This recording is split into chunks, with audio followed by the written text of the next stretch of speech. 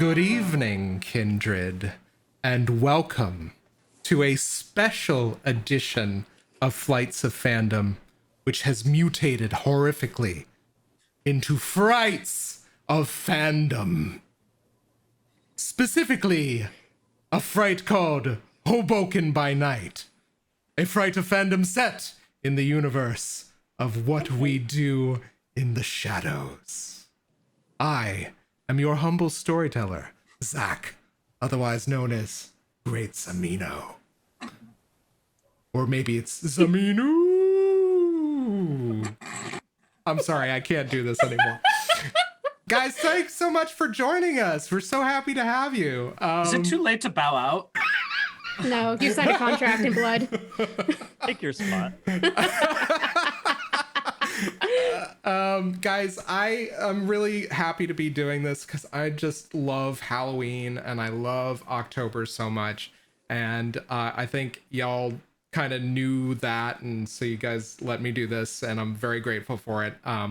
So most importantly, not your storyteller this evening, but more importantly, the wonderful cast and regulars that are joining us tonight are fantastic. We're very lucky, again, that we all get to hang out and do this goofy stuff tonight. So starting from top left on screen, David, why don't you go ahead and say hey to everybody. Tell us who you are, what you do, and your preferred pronouns, the whole shebang. Yeah, hey folks, I am David, he, him. I don't know if you can hear the motorcycles going past my apartment very loudly, but I'm in Motorcycle City over here. And I am an illustrator, graphic designer, and a game designer. If you want to check out what I do with games, you can go over to dbb-8.itch.io. And this evening, as you can see below me, I will be playing Vlad the Rad. Below David on screen, Marcy, give us your whole intro. Hey everyone, it's me again, Marcy, aka Experimental Madness, and you can find me around the internet under that username, or I am your typical cryptid on Twitter under Marciful. Maybe you'll see me once in a blue moon. I feel like that's fitting for this. I'm a writer, a storyteller. You can find many of my things over what I do in my day job, what I do in the day, over at Radish Fiction. Check out our really cool campy serials, guys. They're a lot of fun. And when I'm not doing that, I'm here. I'm the keeper of all of the weird and wild feral barn owl OCs. And I'm very excited to be playing the vampire scene queen, Amberlee Tompkins. Excellent. Cannot wait. I think for dramatic effect, Puja, we're going to break the order. We're going to go with Hopper next. Hopper, tell us a little bit about your intro and who you are, what your preferred pronouns are, the whole shebang. What's up? It is me, your resident dumpster fire, Hopper. I prefer they, them pronouns. I am, I don't know, I can be found on the interwebs at Fail Deadly. That's with a 3 instead of an E, because as always, I'm a bad person. I'm an arborist and a pro GM.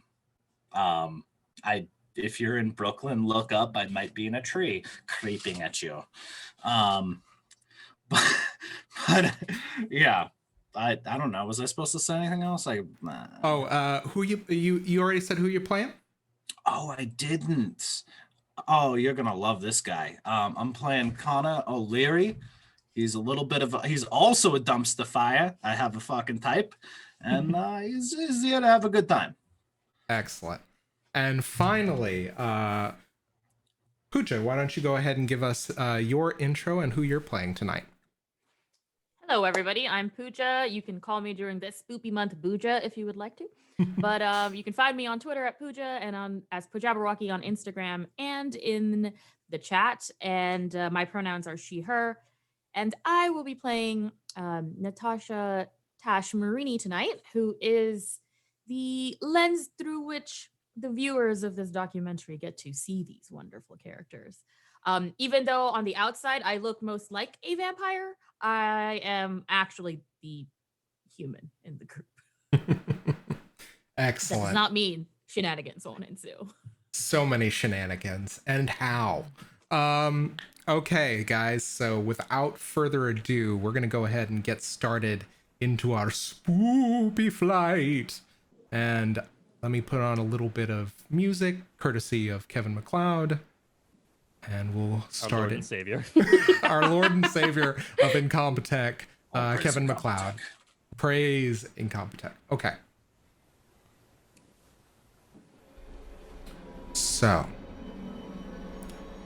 the camera opens on a completely black screen, and a low dirge, as if uttered by a number of terrifying Gregorian chanters all at once, precedes a paragraph of white text that says, "We followed a number of nocturnal denizens of Hoboken, never seen by the day, granted permission by their prince, Sem Vanderberge. We were allowed to follow them in their natural habitat, follow their feeding patterns, and their lives, and what transpired at night within their domain." The paragraph dies and fades into black. For a second paragraph follows up that one and says, "A camera crew was permitted to follow these creatures and given a number of crucifixes and vials of holy water to ensure their safety." And then smash cut to title card. What we do in the shadows. Hoboken by Night. Suddenly, from the sky, we pan down to a dilapidated manor in the middle of dusk. Zooming through the shot, we follow down a pathway of rickety, terrifying passages of this dilapidated house somewhere in the middle of Hoboken, New Jersey. The address left anonymous to protect those depicted in this documentary. David, or Vlad, where does the camera go? Okay, so I think the camera sort of winds its way around to the side of the house and through a side door into an attached garage, and we sort of follow over the shoulder of this figure dressed in like a hoodie with I think the hood up. You can see the bill of a baseball cap poking out from underneath with some foil stickers attached to it, and into this garage. Okay, so here is the garage of the house. This is pretty much where I spend most of my time. You can see my sweet ride over there. That is a genuine 2002 Honda Civic. And I get this from a man by the name of Dave. Dave does many modifications to car. It's got the lights on the bottom. It's got the lights on the wheels. It has the lights on the back. Those parts are not modifications. Those just come with the car, because that is how cars work. And the lights on the front too, those are normal. That's a sort of a factory standard thing to have the lights on the front. But the ones on the bottom, they light up. They're not working right now, but when they work, they light up. It's really cool. This is sort of my room here, and you can see I have the poster on the wall. this is the two girls who are kissing, and that is very cool. A young man tells me that is a very cool poster that he likes very much, so I get one of those, and I sleep in the car. And I think we can see the face of this man at this point. He's wearing sunglasses, the sort of blinds, the sort of window blind sunglasses in I don't know, what color are they? I think they're white, maybe, or like yellow, or like gold. No, they're gold. They're gold. And he is completely hairless, and his mouth is just full of this cacophony of fangs, jutting all which way. He sort of he looks like if a hairless cat shopped at H&M. I love that. Hairless cat. What is all right, so you've gone through all of the modifications, or not some of the modifications of this car. Tell me, what is the modification that Vlad is the most proud of? Okay, check this shit out, guys.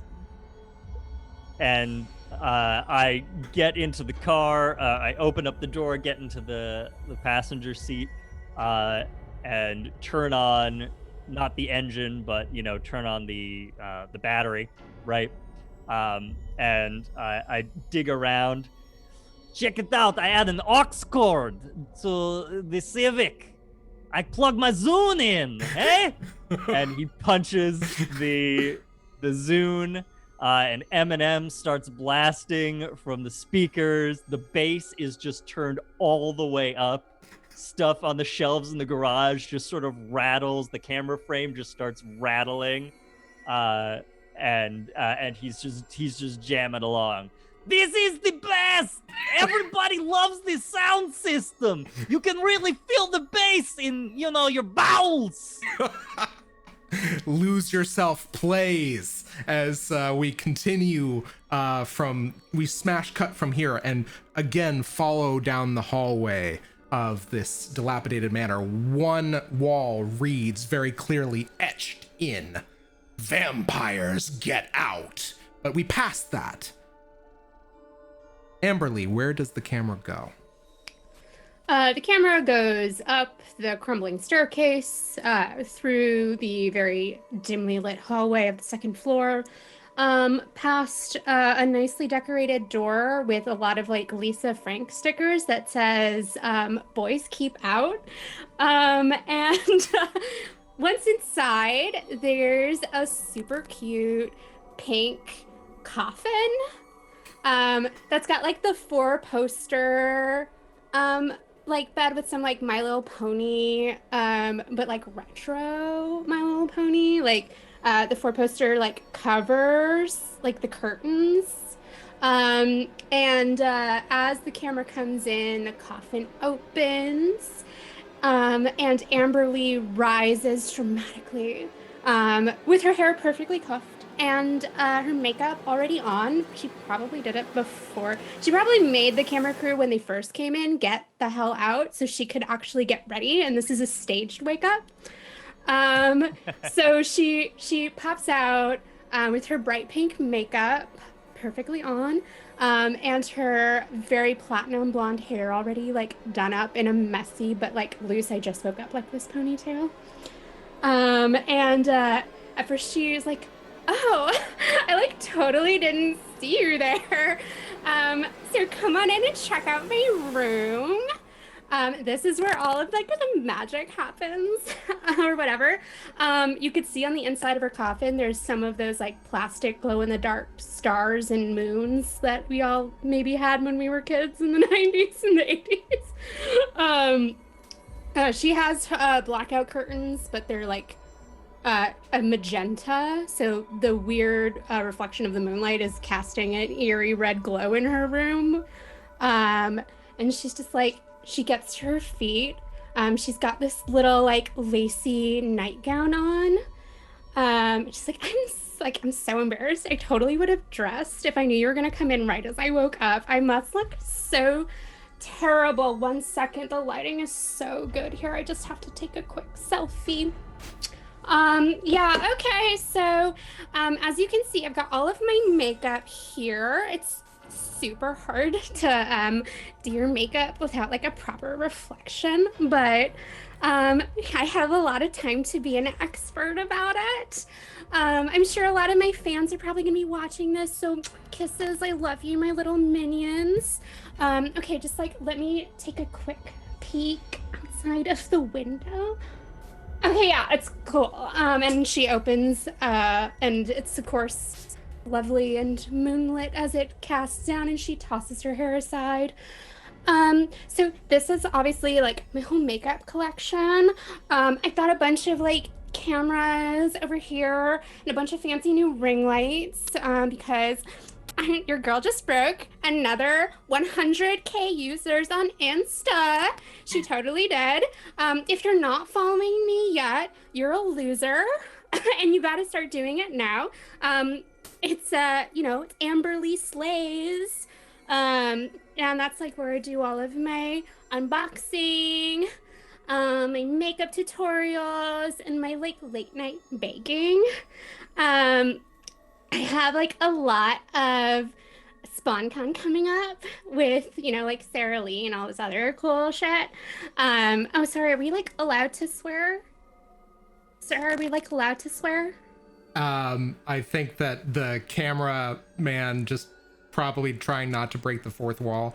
Just you see the camera shot just kind of nod up and down. Okay, cool. Just like you could just bleep me, because like I can't really control it anyway. So yeah, like this is my space. And what is the thing that forever kind of is the one thing that you are most proud of, either of your current unlife or of your former life in this room? Oh, so she goes over to her closet and she pulls out her high school diploma. It's like, this is like the last thing that I did before starting my new life. I was supposed to go to college, and that's like kind of like how I ended up here.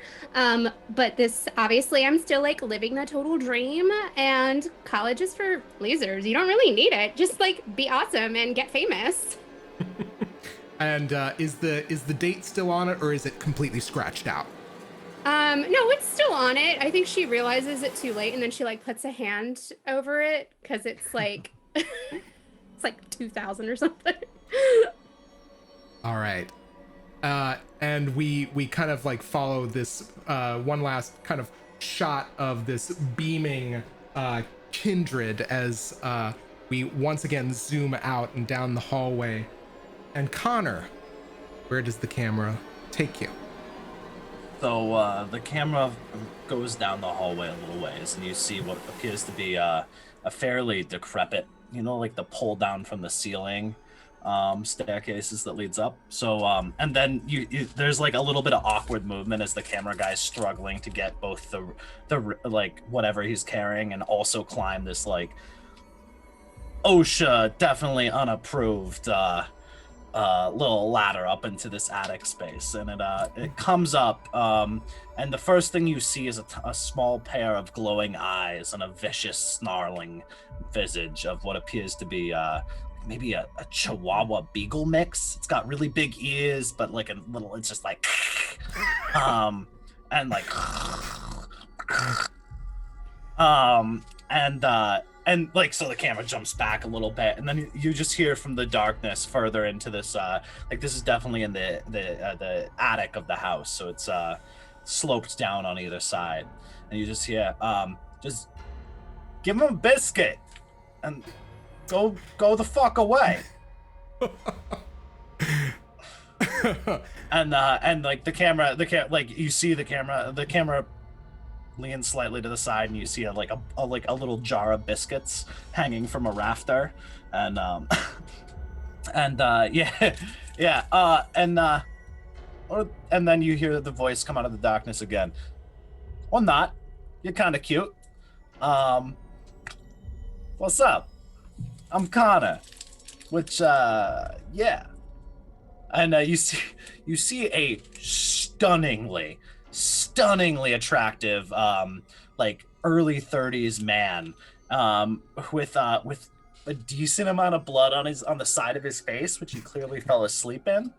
Kind of like sitting up off what appears to be a very old, massive futon mattress. He's just like, doesn't realize that he has a crust of blood along one side of his face, and just like kind of like gives the camera a wink with these big gray, like just beautiful eyes, and just kind of goes, I mean, if you turn the cameras off, we can we'll chat, or you can leave them on if that's your thing. I don't judge. I'm not here to kink shame.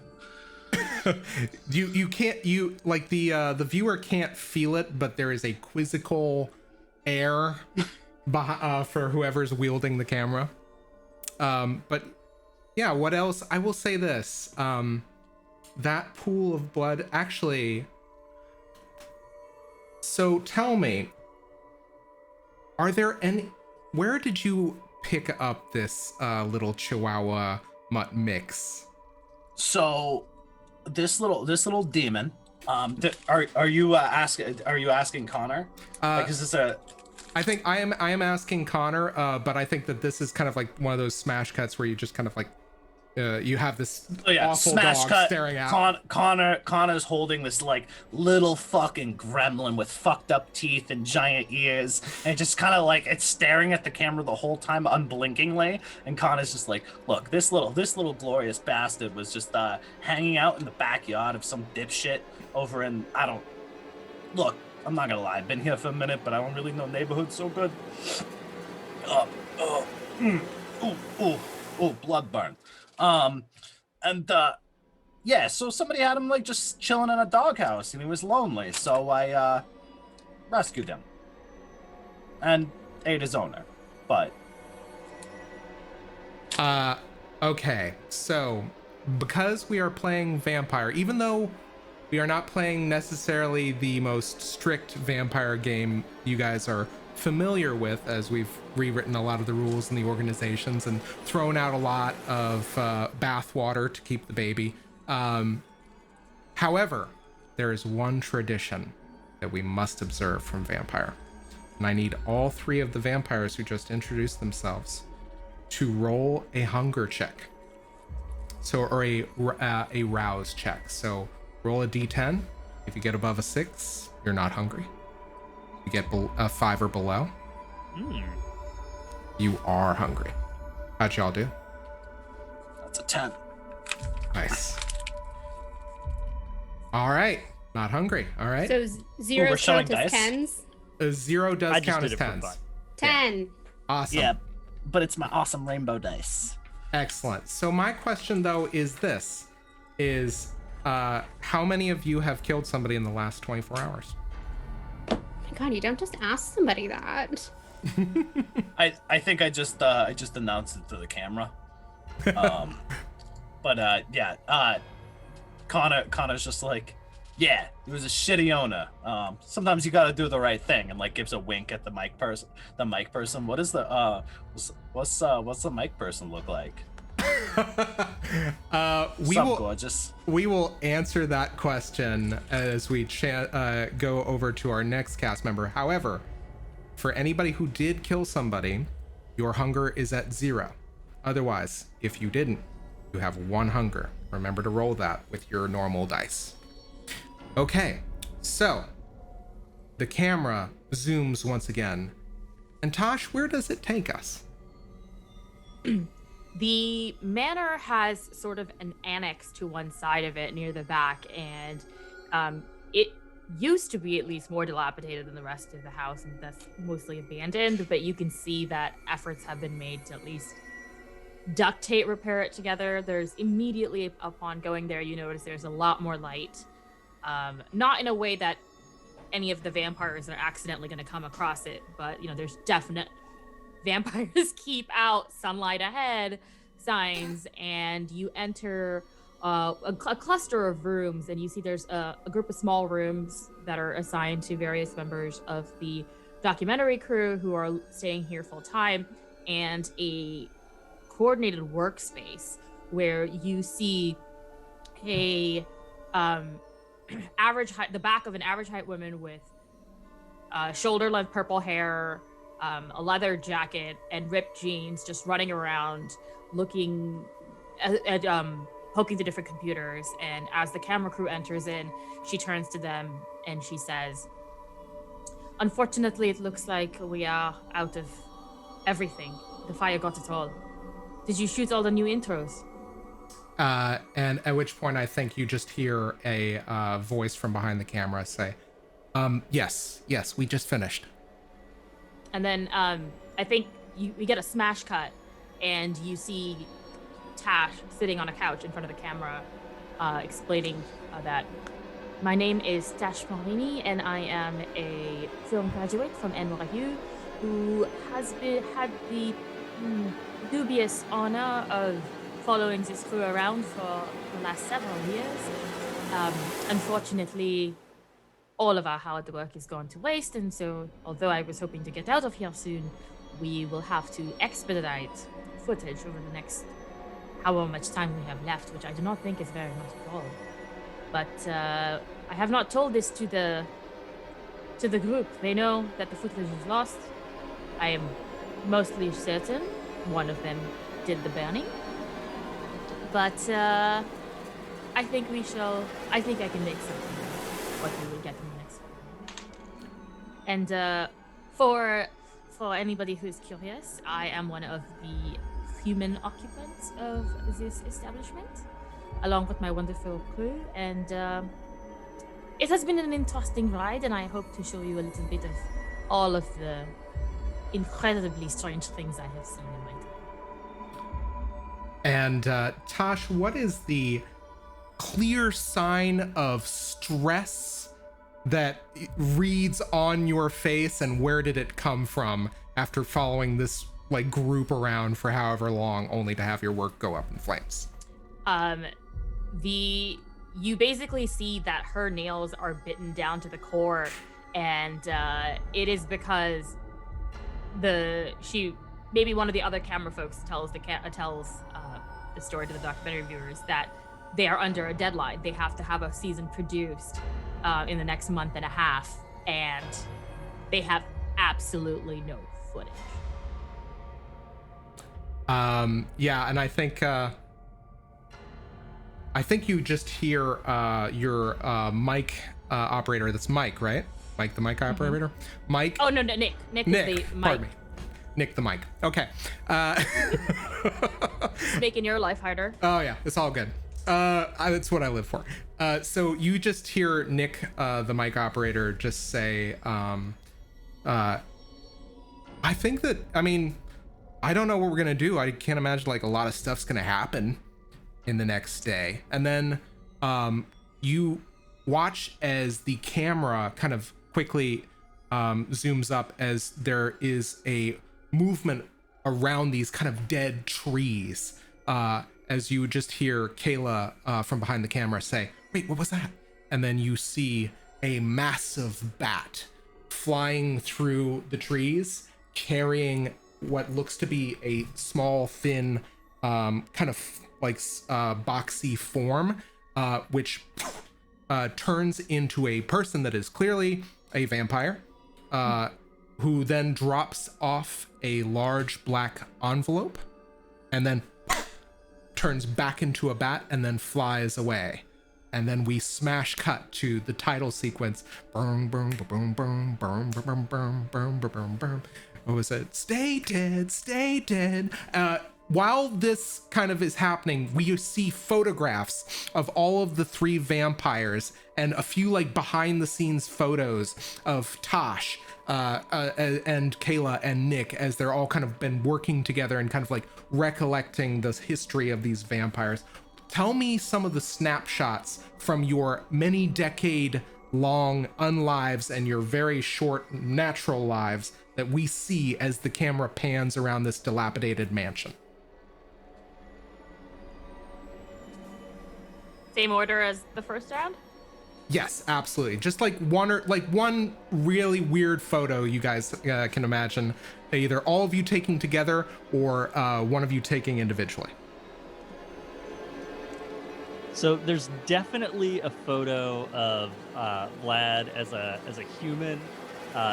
It is a Polaroid, I think, or maybe even a black and white photo. Let's say it's a black and white photo of Vlad with like a pitchfork standing next to some sort of shack somewhere in Eastern Europe, and then there is also a photo of Vlad as a vampire in the back seat or in the front seat of the Civic, turning around to the back, giving like a big like somewhere in Hoboken at night. This is a much more modern photo. I think it has like a digital timestamp.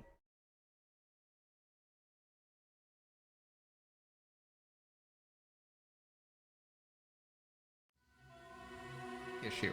1 second. Just one.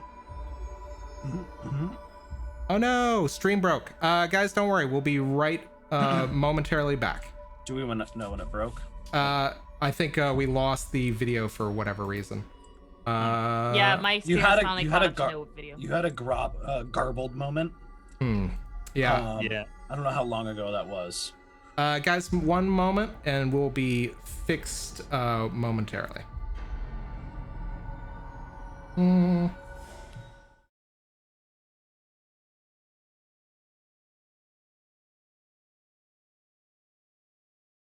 Go to main. There we go. Sorry guys, we're all good. So, holding a pitchfork. Haha. Yeah, so we have a photo of Vlad as a human, black and white photographs taken somewhere in Eastern Europe of Vlad holding a pitchfork next to a shack of some sort. I think, you know, dressed in sort of like a rumpled coat and sweater. And then we cut to Vlad much later. It's a color photo now.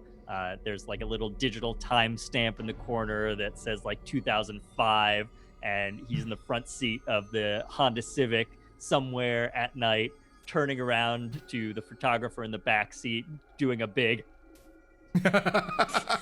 stay dead, and out of this world. Amberlee, what is your photo look like? So it probably starts with a bunch of Polaroids of this like tan blonde teenager in LA, and use like some pictures of her with her family, pictures of her at the beach.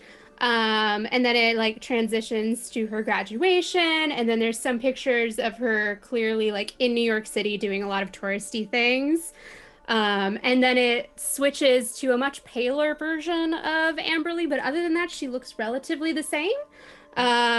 Like she looks like she's like in her late teens, possibly like 19, maybe 20, who knows. And it's her like at night at the beach with like a bunch of like people in the background, and she's like clearly taking like a selfie. There's some like Snapchats and like Insta images of her, clearly with like her Amberlee Slays username on the bottom. There's some actual like videos of her TikTok where she's like trying to dance. And I think there's a group selfie of all of us. And like she's clearly like on the bottom, like half out of frame, like trying to get like the shot and fit everybody in it. Absolutely. And yeah, you just see I think probably Conor looking Vlad's eyes are closed in the selfie. Exactly. I think there's actually a bunch of selfies in the same place in a row as like we slowly come into more frame, and like but nobody has their eyes open at the same time. No. Tash is probably moving way too quick and is like blurred in the background. Conor's definitely about to throw up. And, like you kind of see up like the last one. Conor, what does your photo look like? Oh man, I think Conor's initial photo is very old. Like it's not even like a traditional photograph. It's like It's like that overlaid different colors to create a photograph.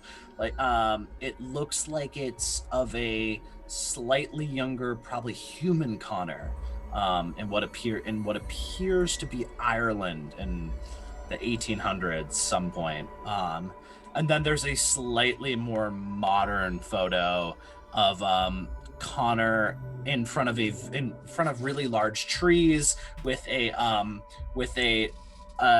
smaller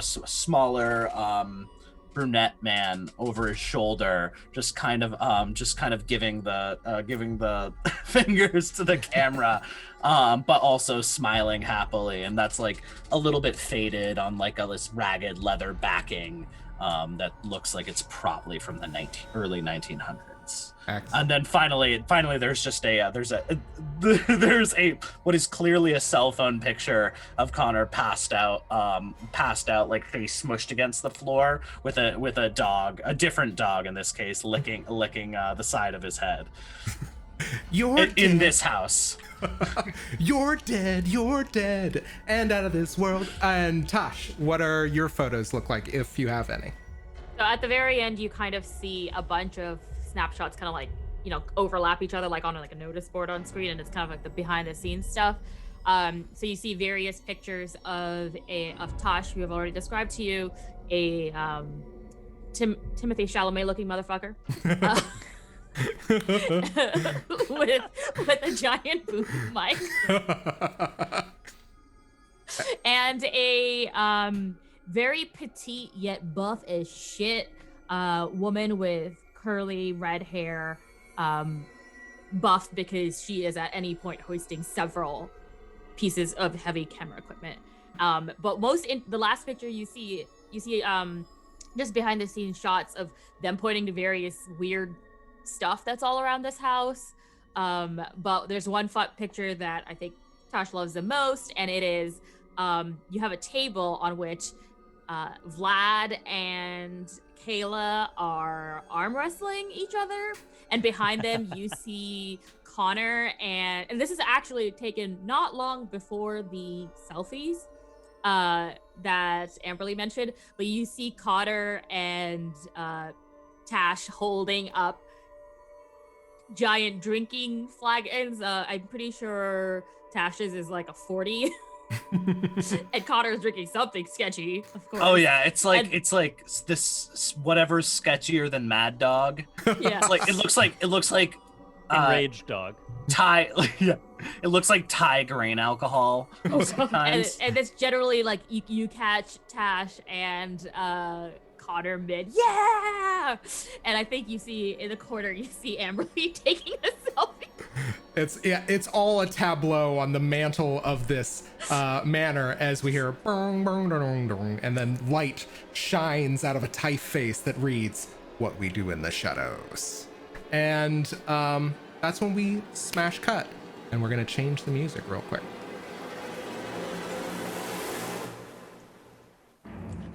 All right. So, I think all of the kindred are standing over a table looking at a black envelope with crimson sparkling typography that is clearly from the Prince of Hoboken, Sem Vanderburg. You have received welcome notices from Sen before, when you first were embraced and found, well, not when you were first embraced, but when you first arrived in Hoboken. For those of us who are watching who are veteran vampire players, think of Hoboken as almost kind of like an autarchus, kind of an unregulated community. While we don't necessarily have the Camarilla and the Anarchs in play in this game, there is still the ritual of having a prince, and the prince, of course, being Sem Vanderburg, whose envelope is on the table right now. What do you do? Well, if no one's gonna open it, I totally am. I'm And getting drafted. There. You're I've been so drafted weird. 6 times. I don't want to be drafted again. It could be an invite to a party. Spiders Chill usually don't draft you. She's opening up the envelope. And in a very florid typeface, kind of handwritten in red ink, which you probably realize in parts has turned brown and is probably somebody's blood, is a handwritten note in what appears to be typography reminiscent of the Northern Renaissance that says, "I request your presence at Elysium Resort Hotel at your earliest convenience this fine evening. Sincerely, S.V.B." Oh my god, guys, I think it's like an exclusive party or something. I was totally right. No, you're kidding. Like, We're going we to like we got Elysium. invited to like a cool person party. I mean, yes, obviously we get invited to a cool person party. Yeah, totally. Oh my god, I have to go pick out something to wear. Connor, what are you thinking? Conor has popped a straw into a bag of blood like a Capri Sun, and is just kind of like looks skeptical over everybody's shoulder. Do you have any recollections of previous dealings with Sem Vandenberg? I feel like I should, but I feel like every party I've ever been to with him, I end up on my face in a sewer. Which, I don't know if that's a good or a bad thing. Actually, I think if you would like to gather some knowledge, why don't you go ahead, as soon as I find the character sheet here, why don't you go ahead and roll me intelligence politics, if you would be so kind. Is that me? That is you. Right. I have 2 pips in intelligence as an attribute. Mm-hmm. So go ahead and roll me 2 dice. Not. Yeah, exactly. Do you have anything in politics? If you don't have anything in politics, I will take awareness. That is 1 pip. All right, so roll 3 dice for your pool All right. and tell me how Got many this. successes you get. We got this. All right. And these are all my regular dice. So I don't know what a success is, but that's a 1, a 5, and a 9. On 1 success. Oh yeah, on 1 success, I will tell you this. You have a distinct, through the haze of blood and alcohol, you have 1 clear recollection of your experience with Sem Vandenberg, which is that he is old as fuck. Probably came all around to Hoboken at the founding of Hoboken. And finally, the other thing you understand or you've heard is that he talks directly to the father of vampires, Kine himself. Hot damn. It's like wicked connected. I mean, I just washed up here. I don't know shit, bro. Yeah, we should do that. I have a feeling we're gonna get wrecked if we don't. We can't exactly turn down an exclusive invite. That would be so not cool. Okay, so we got to like yeet ourselves over there. Post haste, huh? You were like, what's a that's yeet? not how it goes. How many times do I have to tell you this? Is it- And there's No, like, look at this. I yeet myself across the room, and there's a Vlad smash. just kind of like does a jump over the coffee table. Easily Hey! just traversing. Yeah. I'm confused. Is it the jumping, or is this like some? Is there like a new car? It's car the Are they still called cars? Wait, are they not called cars anymore? I don't. Amberlee, why didn't you tell me this? I need to know these things. Amberlee, what were you gonna say? Oh, I was doing our smash to the confessionals, where it's just like Amberlee sitting directly in front of the camera, just like,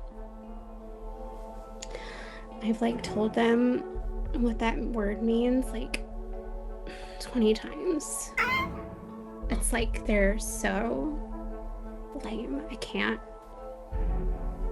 It's just like a lot. Okay, it's like a lot. And it cuts. Yeah, smash cut back. Tash, I will tell you this. You, Kayla, and Nick have had an opportunity to follow these people around for a long time, but you have never had the opportunity to meet Sem Vandenberg. Oh, okay. I was gonna ask you that because in that case, you're gonna get a little smash cut to the production room where Tash turns to. I guess they have a kind of like a still. They have a camera on a tripod so that all three of them can kind of be on frame, and you just see the three of them in front of this whiteboard that just says ideas question marks and I have some ideas for what's on there, but I think it'd be also really funny for like ideas to appear there, but for the players to suggest random story things for their characters instead of me doing it. But anyway, so Tash says, okay, I cannot believe this is happening when we have footage, but this is the chance of a lifetime. If this is exciting the way we hope it is, then we might have our entire series just based on this one event. But if it's not interesting, we are going to have to push them and make it interesting. Not like we haven't done it before. And you hear Nick over the kind of the headset, and Kayla looks kind of whatever you say, boss. Okay, well, we all want to get out of this hellhole, but also get paid at the same time. So let's do this right, and let's make good television. And they put their hands in and waiting for yours. 1, 2, 3. Good television. Everyone's an idiot. He walks away. Actually, as you do that, I need you. You have the sense that something is missing.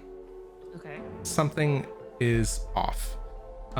Would you make me a wits and awareness roll, please? Sure.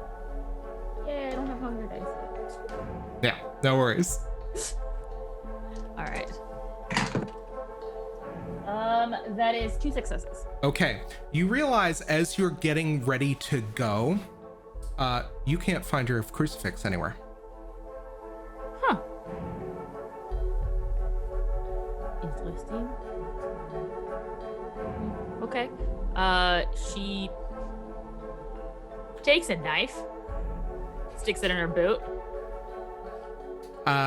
Yeah, excellent. You take this knife. You haven't ever had to, like, you know, you've seen some of the feedings and some like the savagery, but you're like, you don't like haven't seen anybody get like a vampire or anything supernatural get offed on camera yet. So you're just like, oh, this will do.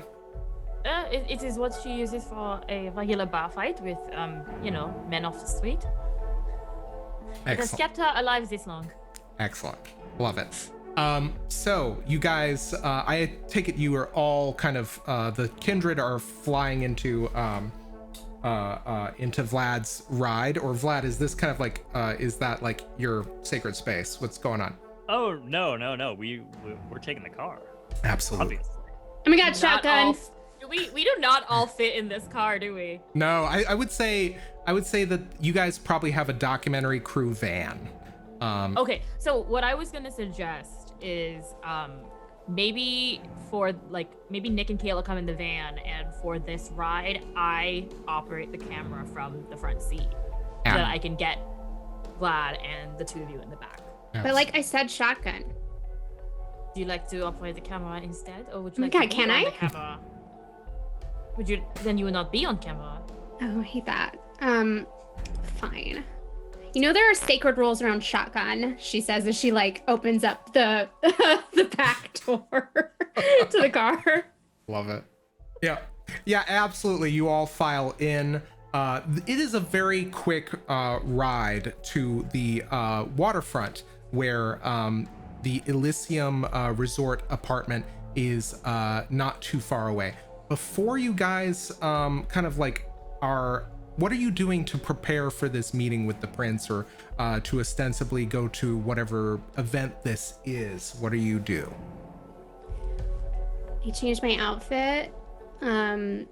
Something that's, stylish and is gonna make me like look good in front of the prince.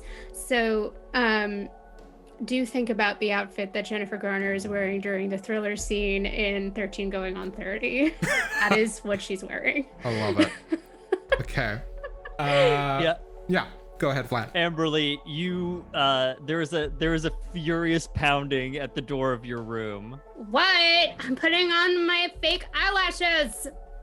Amberlee, I need your help. I need help. Fine. There's like a little brief smash cut. He always needs my help. He's so weird. Back to normal. And she like yanks open the door and she's like, had got like a super bored and annoyed face. What, Vlad? You see Vlad standing there wearing 2 polo shirts over each other, and over that a track jacket, and over that a suit sport jacket, and apparently 2 pairs of pants pulled one over the other. They're like the kind of skinny jeans that are worn with the waist too low and then the bottoms bunch up, but it's made worse by the fact that there are 2, one over the other. Okay, how is this outfit? How do I look? You know that I'm like always honest with you. So, this hurts me. This what you're doing right now is, I think, illegal. Like, I think that someone is going to come and put you in jail for like crimes against fashion. I can't go to jail. I can't go to fashion jail. I'm going to fix this. I'm fixing this. Amberlee, oh my God, we could totally do a new series on my Insta, like fashion crimes and fixes. Amberlee, I need you to make a willpower roll for me. Yes. As this is the most hideous outfit you've ever seen. What do I roll for that? Take all of your current willpower. I think it's either 5 or 6 for you. He's 5. Okay, roll 5 dice. Tell me how many successes you get, if any. If you get a crit. Does one of them have to be a blood die? I'm not hungry. If you're not hungry, then you're fine. Okay. Only 1 success. Okay. Oh, I will say this. You didn't have a bestial failure. So what happens if you only have 1 success and you have more failures than successes, and 1 is a failure on a blood die? Basically you're that instinct of like the kind of like the Toreador in a normal game. You're just getting very like snappish, but you just barely you hold back the beast. Dear Zen, go into your headspace. Do I need like more pants? I is cannot. better, right? I can't look at need you more like pants. this. Okay, no more pants. No more pants. Okay, just tell me what to do. Can you like take me to your room and I'll like pick out your outfit? Don't look at me. I think I can't look at you. Oh my God. Okay, SOS, here we go. Like, and she like grabs your hand and like takes you to your garage. Yeah. And down to the garage. I think Vlad probably has, like one of those cabinets that you keep in a garage. Amazing. But it's got, hangers and clothes in there. She's definitely bought you some clothes over the years that we've known each other, and dresses you up like wonderful. But you're like a Nosferatu, so it's even better. But you look like an emo early aughts boy. And she pulls out like from her dress, which has pockets, eyeliner, and like she like does a little bit under your waterline. Oh yeah. So if Vlad takes off the sunglasses, I think he had like aviators on at this point. And when you see Vlad take off the sunglasses, you just see that his eyes are like the iris is completely white, and he just has these like big bug eye like that, and he's at rest. That Don't is look his at me. resting face.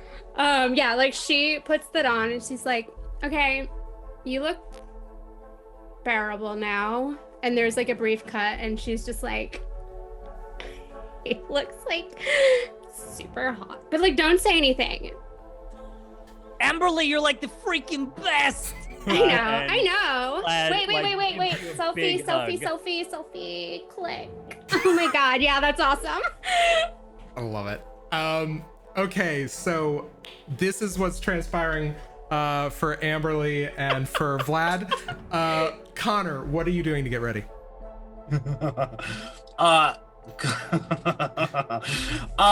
Conor has thrown on a pair of very tight skinny jeans, and is wearing nothing but a vest, and has just put a bunch of product in his hair.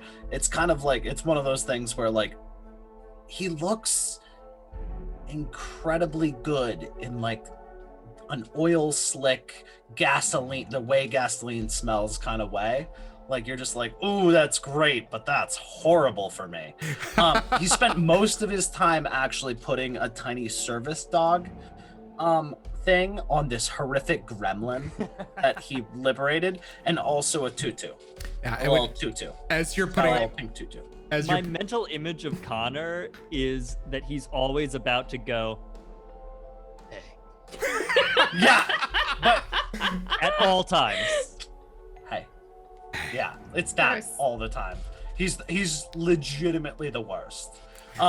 So he's just like he looks at the dog and just goes, I think this cuts to an earlier scene actually, and he's just like, what's your name? To the dog. at which point, so first off, is the dog he or she? Do you want me to do the voice for the dog? I was planning on doing the voice. Oh, do the voice. The dog is male. Okay. I am known as Princess. So, princess, you want to come to a party? This is gonna be like a good party, I swear. I find myself rarely motivated to go to any such social functions nowadays, but as you are my new owner, having liberated me from my previous owner and letting me lick of their entrails, I suppose I am happy to go. Excuse me, there's something that needs my attention. And Princess's head dips towards their privates.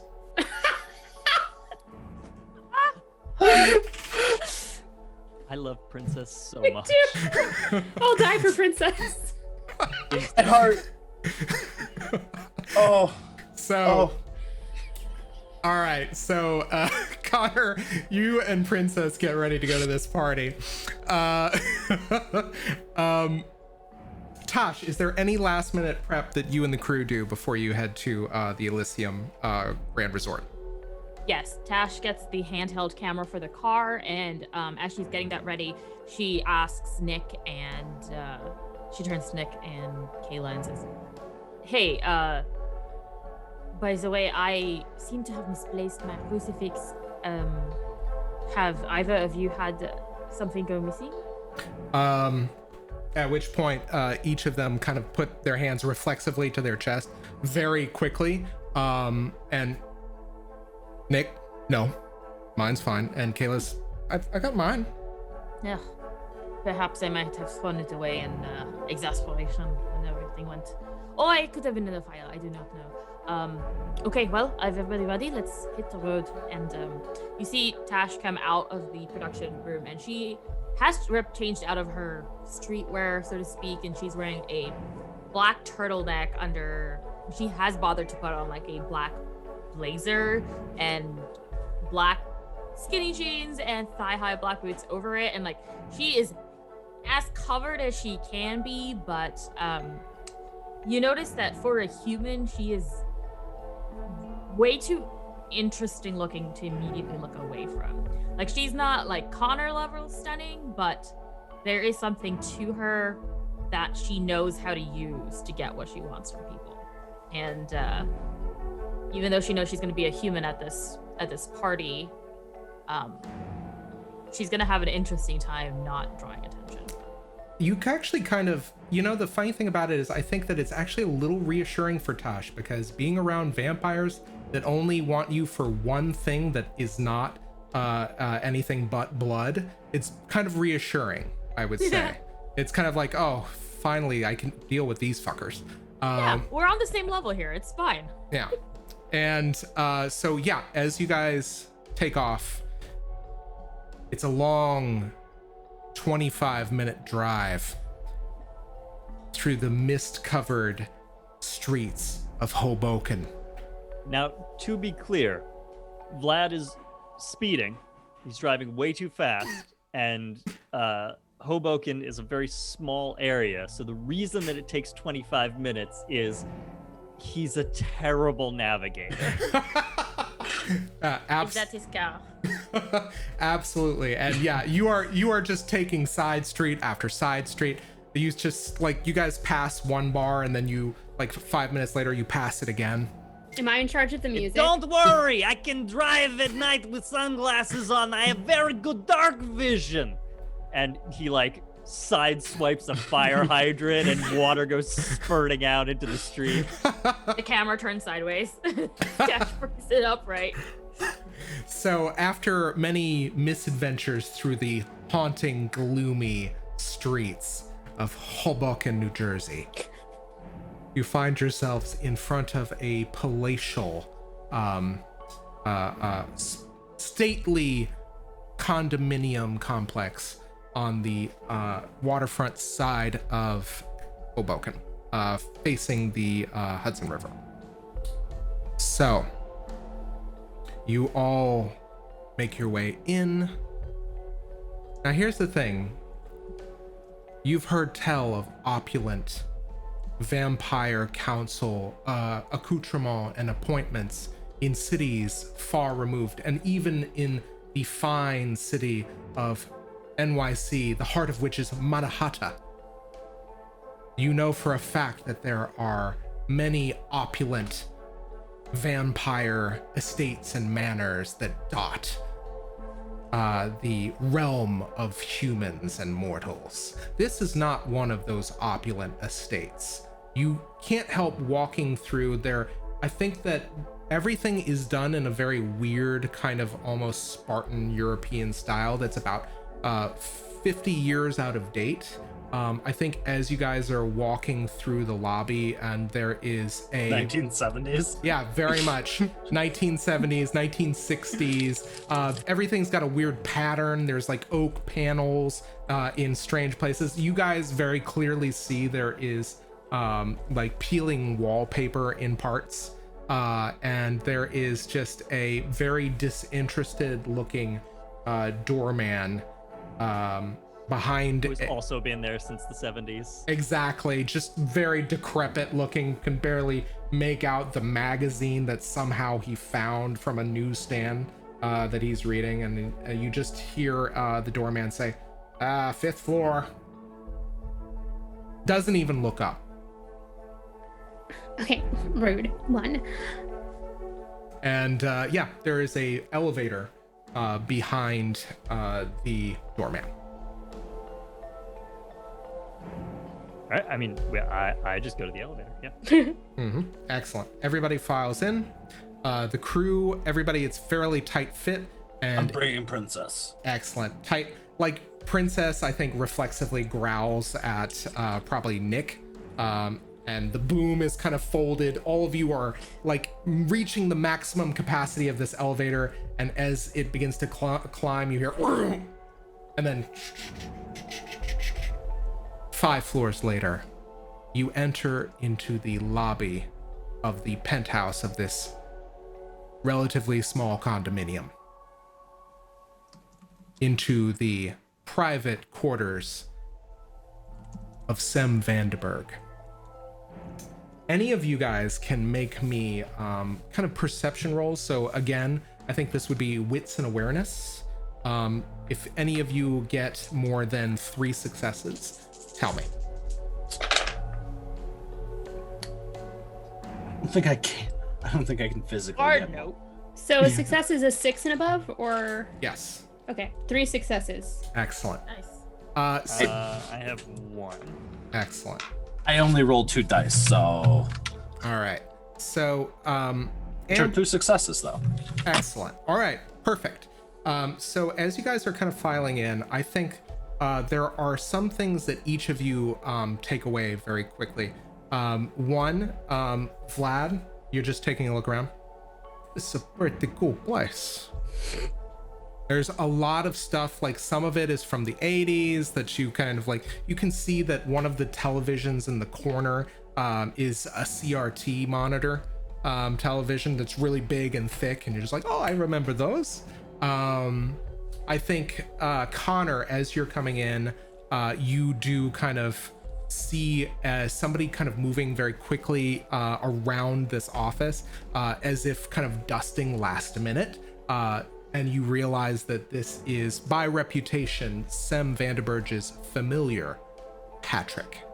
And Patrick is a very vanishingly slim young man, probably like 28, just very, I would say kind of like almost like they still have spots from pimples and little acne scars, and they're just kind of like, but they're just they're frantically moving around the apartment, kind of dusting as if to make ready for company. And then the thing that you see, Amberlee, being a Toreador, and that you very quickly pick up on, is there is a lot of ritzy stuff that is not to your taste, but it is old and it is fancy. Like, you've seen some of this stuff, like it's clearly from a Renaissance. You don't know which one, but definitely a Renaissance. I like the vibes in here. And It's like it's really just nice in here. She says as she's like walking out of the elevator. one other thing I will say that you Pretty pick, cool pad. I will say that you pick up is you see there's a very large vase of tulips. And I believe, Conor, you had a question. Oh no, I just wanted to posit that it was super creepy for Zach to do the California girl voice. I just wanted That was to put that out into amazing. the I world. loved it. I loved it. Like, thanks, I hate it. Like, never stop. What's wrong with like a normal California voice? So as you guys are kind of getting acclimated, I think at which point Patrick is kind of stops and says, oh, yes. And the other thing, Conor, you realize you're the only people here. This is whatever this was, it's not a party. I like that. Are we like Also- early? Hey. At Patrick. At which point Patrick kind of looks at you, kind of blushes a little bit, but shakes it off. The master will see you now. Now, yes, if you'd like to come in now. At which point, Patrick runs very quickly to a large set of oak panel double doors, on which there appears to be carved in a fairly florid design of a very large tulip. What's with like all the flowers? At which point, Patrick kind of looks back and says, oh, Mr. Vandenberg made his fortune in the tulip market. Like the florist? Like near the train station? No. Did you find like a gold bar in the florist shop? At which point, yeah, I think Patrick very kind of like puffs up a little bit and says, oh, actually, well, during the Northern Renaissance, there was a speculator's market for tulips, as tulips were being used as currency. And that was when Mr. Vandenberg, at which point you hear, oh, Patrick, Don't bore my vassals. Yeah, I'm like falling asleep. Yawn. And he says, come in, send them in. And Patrick just very, and runs into the office. All of you fall asleep. Yep. Tash. I take a quick picture with one of the paintings, and then I hustle over. Yeah, excellent. Tash, if you would like, you may give me another wits and awareness as you feel something. That's a 1, 2, and a 2. Okay. Yeah, you just something's weird. Yeah. But it's vampires. They're all weird. Exactly. Yeah, pretty much. And as you file in, there is a man sitting behind a very large oaken desk. And he is wearing from head to about chest a very fine appointed suit with several kind of almost tartan style, maybe Bluetooth style, or houndstooth rather, patterned fabrics. And that perfect kind of three-piece suit with a very light gray vest is interrupted by a very large Victorian Northern Renaissance style ruff around his neck as he peers out at you at a face that the age apparent of this face is at probably mid-50s, but the eyes are hundreds of years old. Hey, how's it hanging? What's up? Oh, yes, it's my pleasure to have my vassals here. You see that on this large desk, it's fairly bare with the exception of a very large cup that seems like golden goblet style, very large. It looks like it would be very heavy to lift with one hand. Yes, I am so pleased to have all of you here. I am so happy to meet my vassals. Your reputation precedes you. Stop. It is my understanding that a film crew has been making some of you an interesting set of celebrities. I was like already a little famous, but yes. We're going to be on TV. Yeah, he's talking about the box with the talking pictures. Yes, the box, the talkie box. The thing that makes the noises. I do not care for it. Patrick is always the one that takes care of everything for me. Patrick wants to be immortal. But we will see what the council has to say about this. Yes, is a gift to the council. The vitae of an older vampire, one such as myself. One sip of this vitae, and Patrick, you could be immortal. And he hoists very easily the goblet, and as if to give it to Patrick, and Patrick kind of moves forward very as if to like grab it. Oh no, not for you, Patrick. Not for you, not for a while. You have to earn your opportunity. Wait, maybe I changed my mind. I'm being very cruel. Oh no, not for you, Patrick. Not yet, not yet. And he sets the goblet back down. Truly, it is your veritable celebrity status that has made me reach out to you. I do not know how many of you are aware of this, but Baron Afanas has recently passed. His assassin. No, you're Yeah. kidding me. R.I.P. Also, who is that? Yeah, that it sounds vaguely familiar, but I also thought he died in like World War One.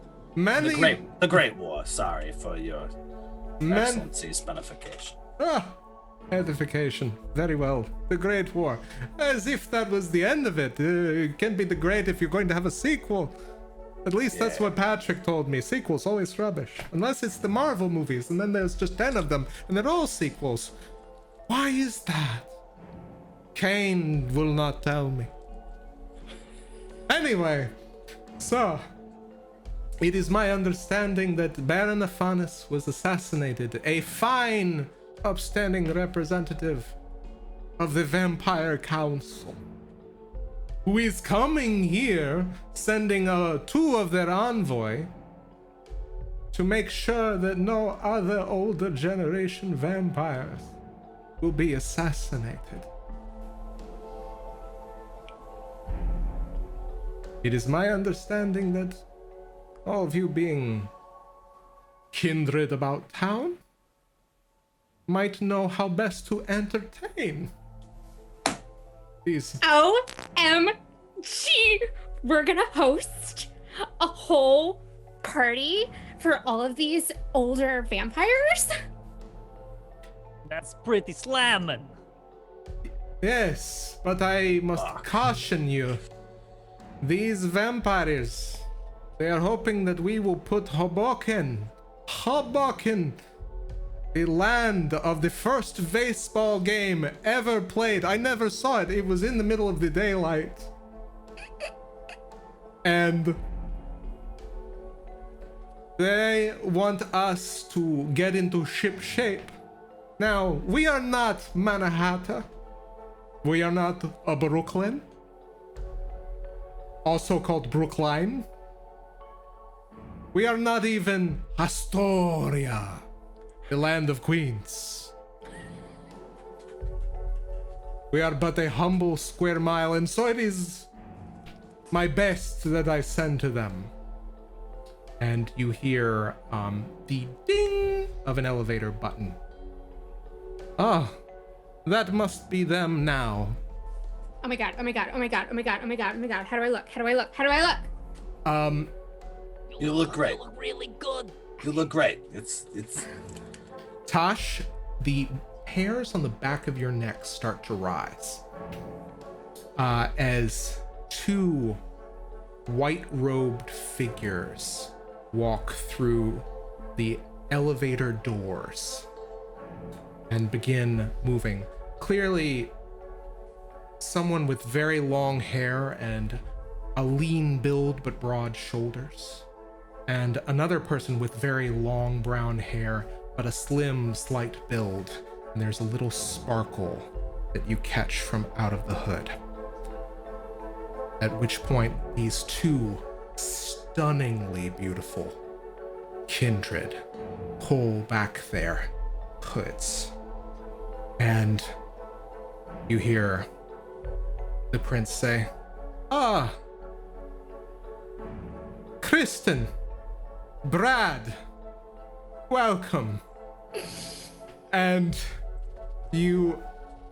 I think, Tash, you zoom in on this very beautiful woman that you know from some manner of maybe film and television. All of it's beginning to slip your mind as this mesmerizing set of eyes, a biting pair of lips, pulling back a lip over from her under her lip over another one, stares at you and moves very close to you. So close, it's very intimate, this gaze she gives you. And that's when you hear her voice say truly heart-stopping words. "Oh my god, you brought lunch." And Tash, you feel the vitae leaving your body as Kristen, the sparkling vampire, feasts on your jugular vein.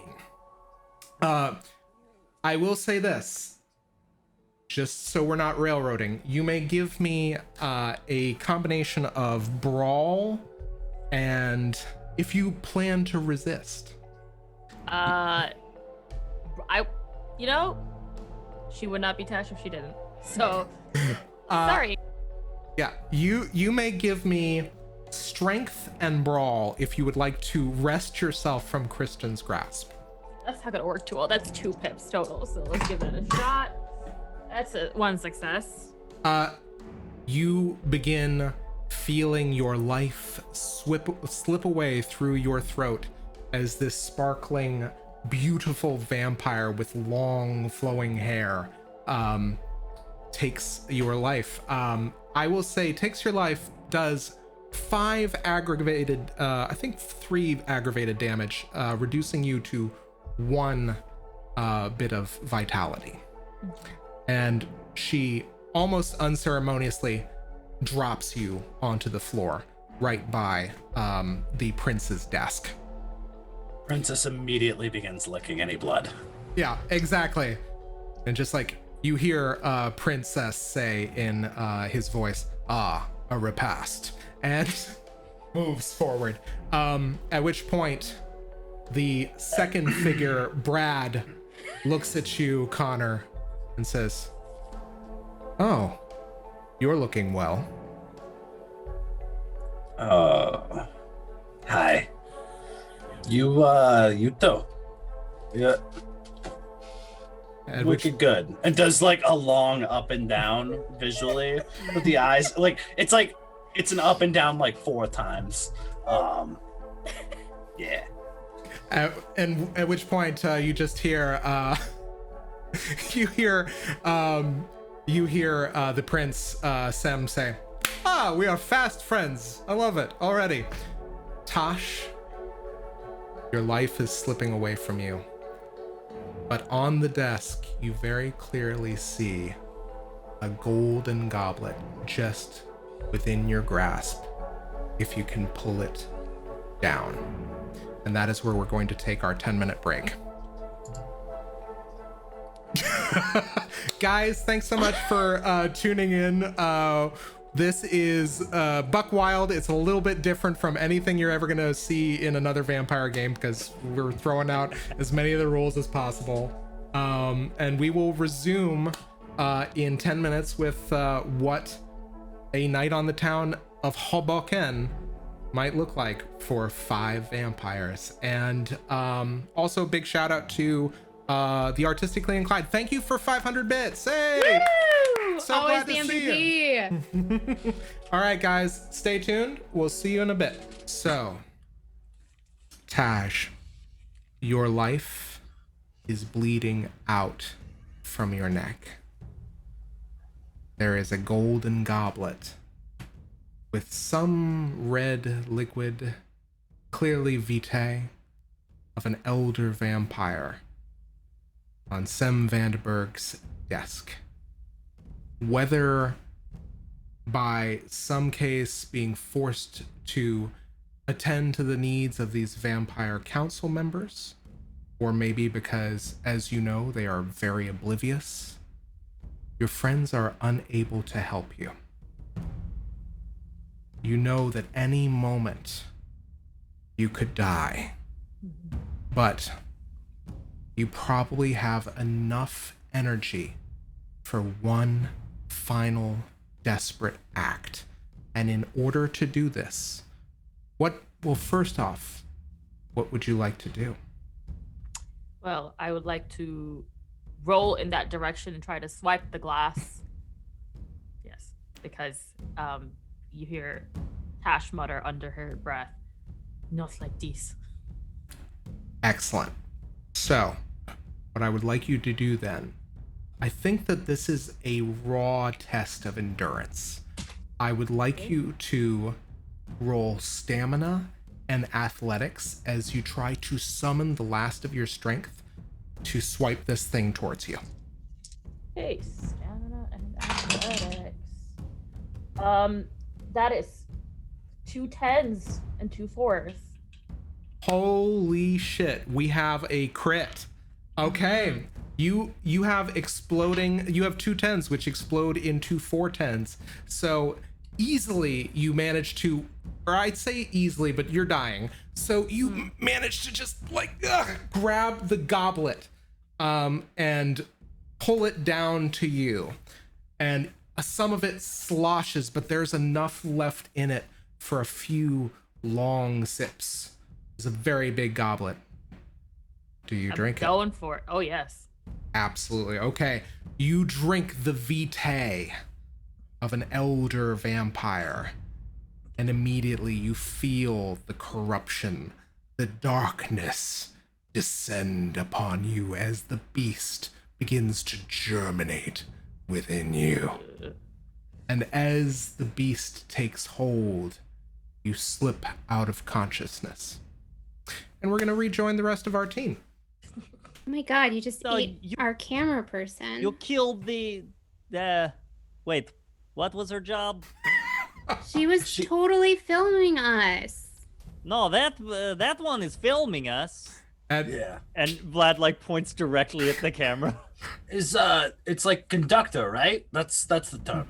Kayla is very Read that once. Kayla is directly holding like onto her Killed our crucifix conductor.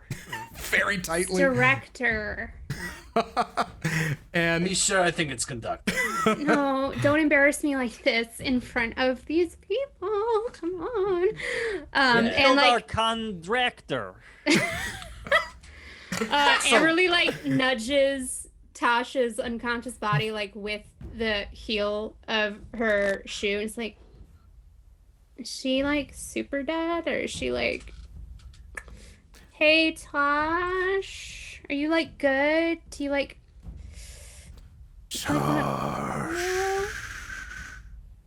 Tash.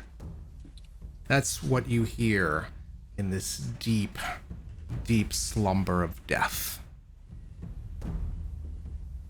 But unfortunately, Amberlee, seems to be no response. Also, Nick is trying as best he can to hold the boom pole above his head with one hand while also gripping onto the crucifix. yikes? Hey Number guys, one. So Nick. Nick, Yeah, here's you're not supposed to kill them. Sorry, we should have. Was there like should we have sent like a note or something? That was totally our bad. was it? What the fuck, Brad? Oh my god. You see Kristen just kind of like very daintily wiping the side of her face with a white sleeve of her robe. Oh my god.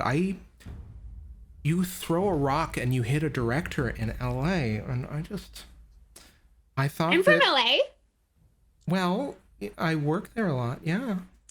Also, there was that OMG. time in Forks, but the less time I think about Forks, Washington, the better.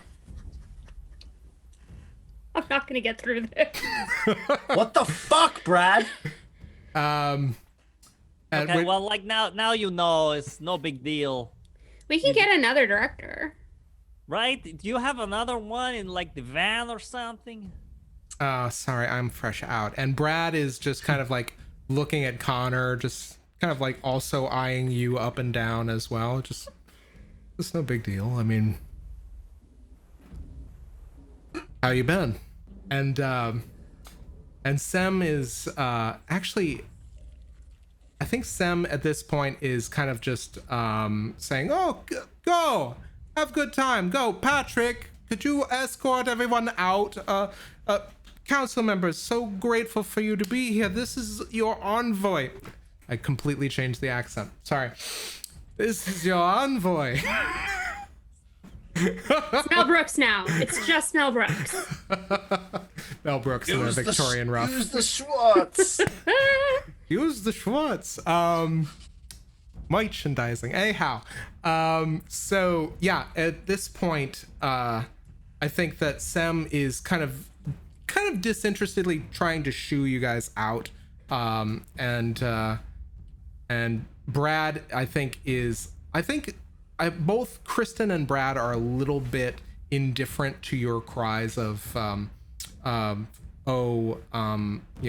are we gonna do?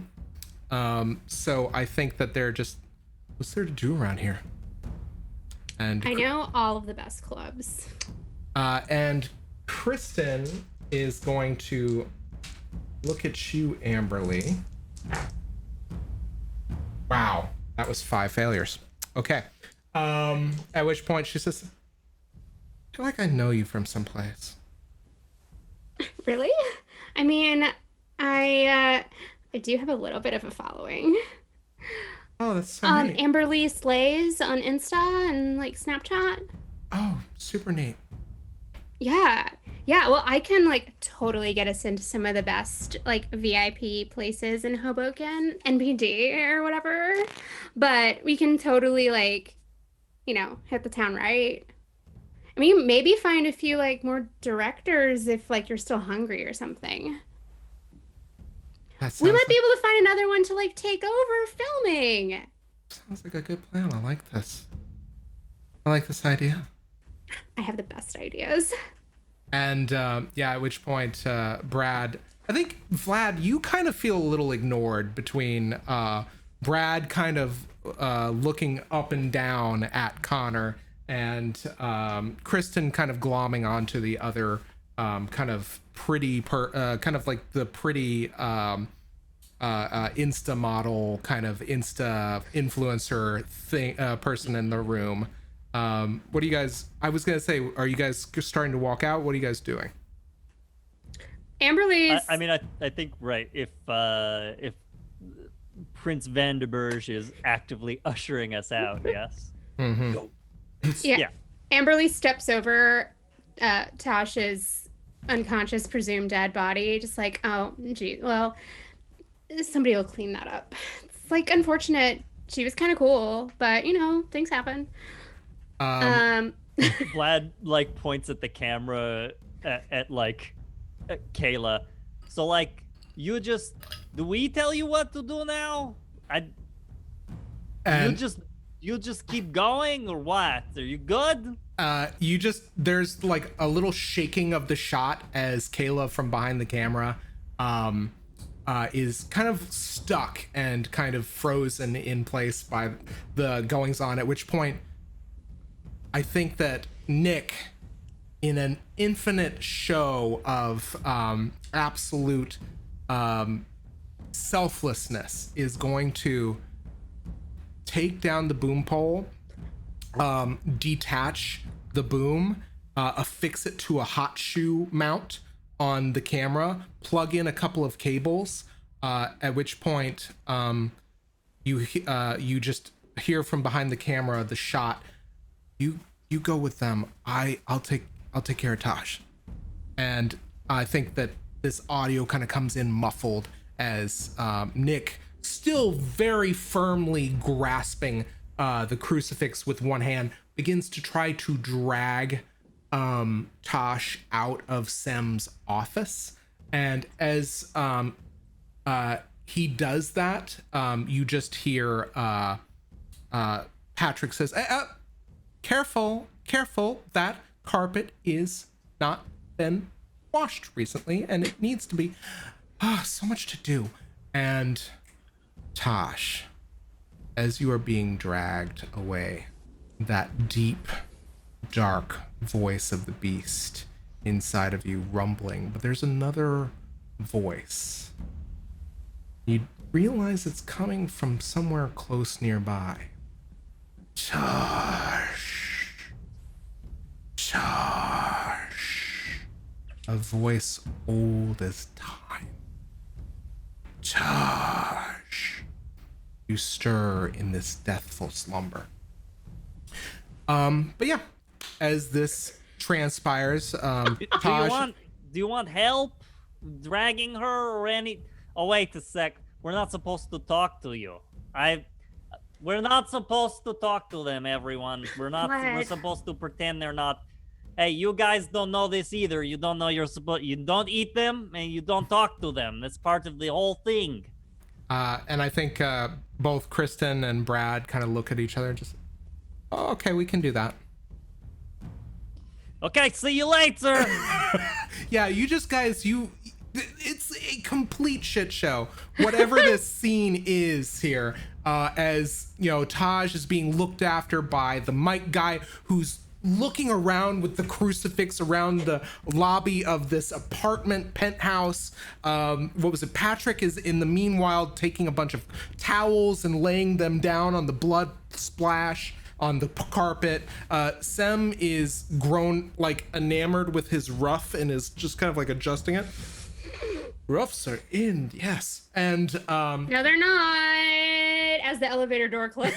Yeah, we're all just in the elevator already. Like, yeah. And you just see Conor cradling Princess in one arm, just kind of like he's like pulled what appears to be like a dirty rag out of this really nice vest, which is again all he's wearing except for pants, and is just like cleaning the blood off Princess's like fucked up snaggle teeth. It's just like, you got a little bit of Tash on you. I got you. At which point, I think Princess looks up to you with these deep, kind of like awful, bug-eyed chihuahua eyes and just says in a voice only you can hear in your mind, "Know that I love you deeply." You say the sweetest things. And then just begins licking the residual blood off of your hand. Oh, buddy. And Brad just kind of looks down and says, so how long have you had the dog? It feels like forever. And like and Conor just stares at Brad and is just like, yeah, man, it almost as long as it's been, right? It's been a hot minute. It's been a wicked long time. When was just awkwardly, just kind of basically At least you remember his name. Yeah, at which point you realize he's not kind of connecting the dots that you don't realize who he is. I rolled 4 failures on 4 dice that time. So just like, Conor does not watch movies or TV. He has no idea who this is. And also doesn't remember him from his personal experience. So this is very awkward. At which point, exactly. You're kind of descending, and as if to kind of break this awful kind of tension and silence, you hear the elevator, even with the reduced weight capacity, go and then again settle down as it kind of pulls you down to the ground floor. But at which point, Brad and Kristen almost seemingly kind of turn to both of you. And I think, unfortunately, Vlad, in between the two of them, these people are, by the way, Vlad, they're the coolest people you've ever seen. They seem completely unruffled, unaware of their surroundings, completely oblivious to any of the havoc that they've caused. And I think that, exactly. You just have I've never seen anybody cooler in my entire life. Yeah, they're just... Or deaf. Yeah, exactly. and they just almost kind of like at once seem to ask Amberlee and Conor the same question. So, what's there to do around here? So like I said, and she's like texting on her phone while talking to them.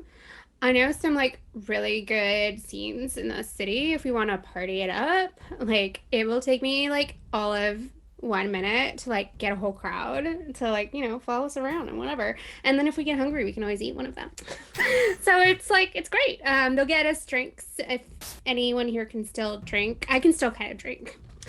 It's really awesome. But anyway, there's a couple of clubs. There's Hell's Bells, which is pretty cool. It's another vampire scene. I've met a few other people there. There's also Nightscape.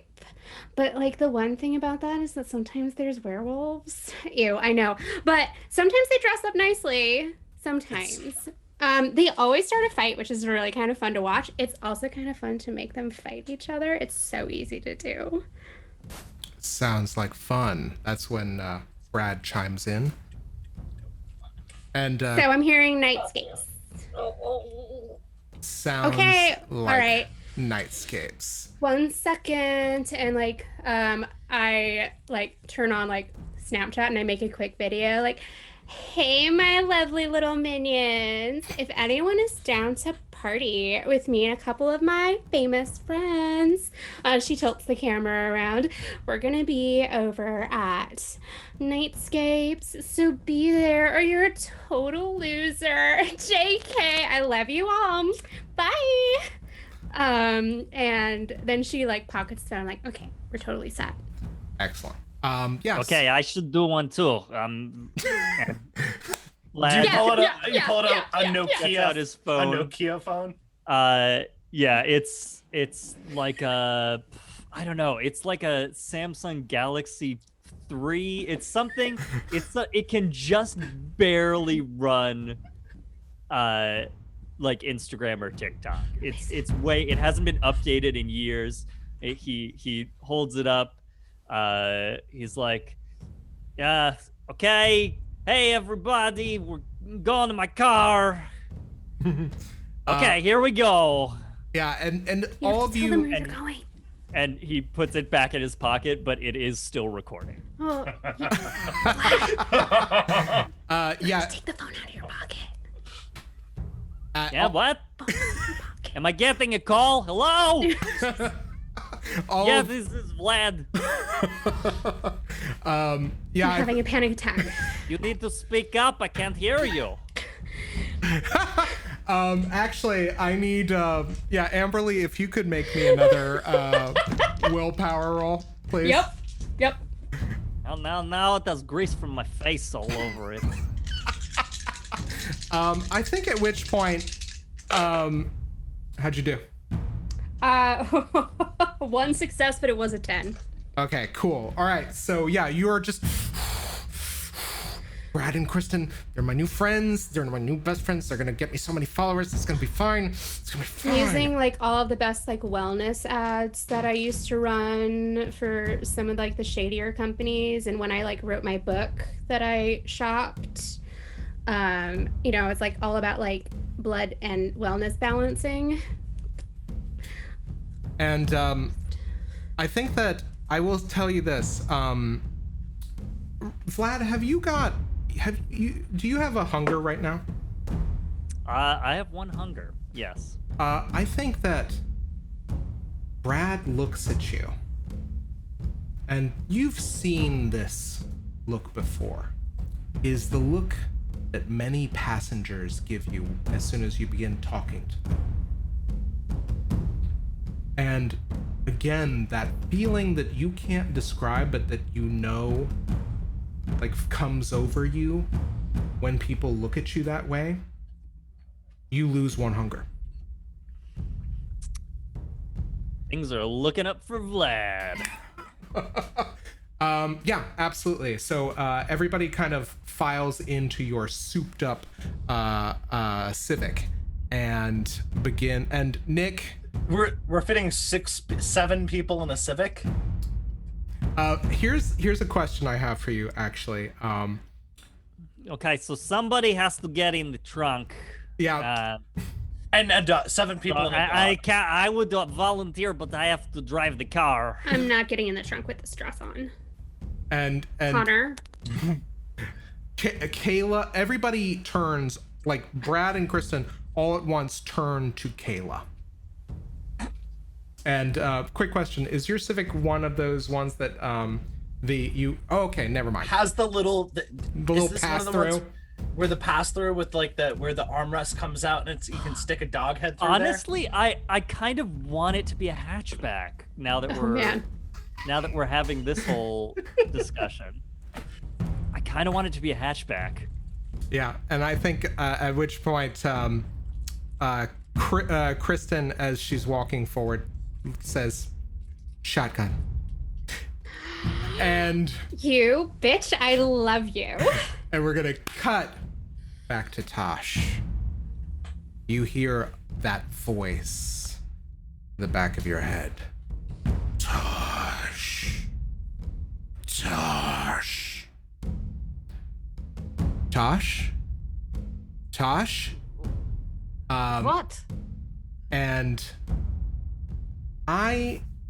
you begin coming to, Tash, and you have never been so hungry in your life. And Nick is standing over you. Goodbye, Nick. Tell me something. What does Nick really look like? Like, what's his build like? I mean, I know for those who missed it, I described him earlier as a Timothy Chalamet-looking motherfucker, and really, that's pretty much it. He probably doesn't have like the crazy hair, but otherwise, he's just a lanky, awkward, weirdly good-looking guy. You know, I mean, kind of those people who find themselves in TV and filmmaking who couldn't quite get to on the screen, and so they end up doing the other things, but you know, they're all like better than average looking kind of a thing. But Nick is, I mean, he has this job because he's good at blending in, so he's not really remarkable unless you stop to look at him. So I need you He's to like Timothy Chalamet if you kind of took a sander to him a little. Yeah, just Y'all are Just being sort of- unfair sort of to like Nick. ground Nick down is the gorgeous. edges. no, Nick is gorgeous. Nick is Made really him a good little less looking, but distinct. how many actual humans get to have Timothy Chalamet's facial structure? It just seems unfair, you know? Yeah, totally Well, unfair. Timothy Chalamet for one. Just him though. I'm saying more than one, and that's just like too much. I would like you to make me a willpower roll as you just see this throbbing vein sticking out of Nick's neck. Do I roll? How many of these are hunger dice? I am gonna say 2. As you're just waking up, just hungry. If you wait, could be more though. 4. Okay. I have 6 willpower, but I need 2 hunger dice here. Alrighty. Mm-hmm. Let's go. Okay, so I have 1 success on a hunger dice Mm-hmm. and 1 success on a regular dice. And now I will say, as you feel the beast taking hold, you find within yourself a vampiric source of a force of will, a will of iron, a will of a rebel that you haven't had before. And you may use willpower to re-roll any of those dice that you failed. Okay, I will do that because I want to at least have a conversation with Nick before I start eating it. That just seems reasonably nice. Okay. Just gonna roll these. Okay. 3 more successes. All right. None of them are 10s. Excellent. Okay, so you managed to not get a messy critical. You do manage to find it within you to stop yourself as your teeth start moving towards the towards Nick's neck, and Nick snaps to you and says, "Hey! Oh, thank God you're awake. Is everything? I can't believe that happened. Who knew?" Oh. Nick, I am very hungry. I'm so sorry, but could you please help me? Well, help you how? I mean, like, I gotta take you to the hospital. No. We're gonna get so many Emmys. It's not even gonna be funny. Nick, I am one of them, and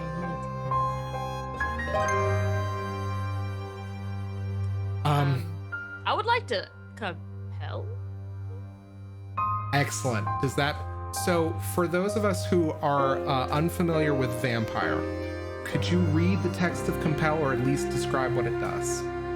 If you give me 1 second, I can. Absolutely. Pull it up. Here it is. But yes, essentially, she's one of the things I had mentioned is that, you know, Tash is good at manipulating people and getting from them what she wants, and even though she hasn't really had to use it on her own people before, I think this is definitely gonna be the first time that Nick finds the power of her energy focused on him. And what Compel is that with eye contact, a vampire can issue a single action command, no longer than a short sentence, to be obeyed to the letter. Okay.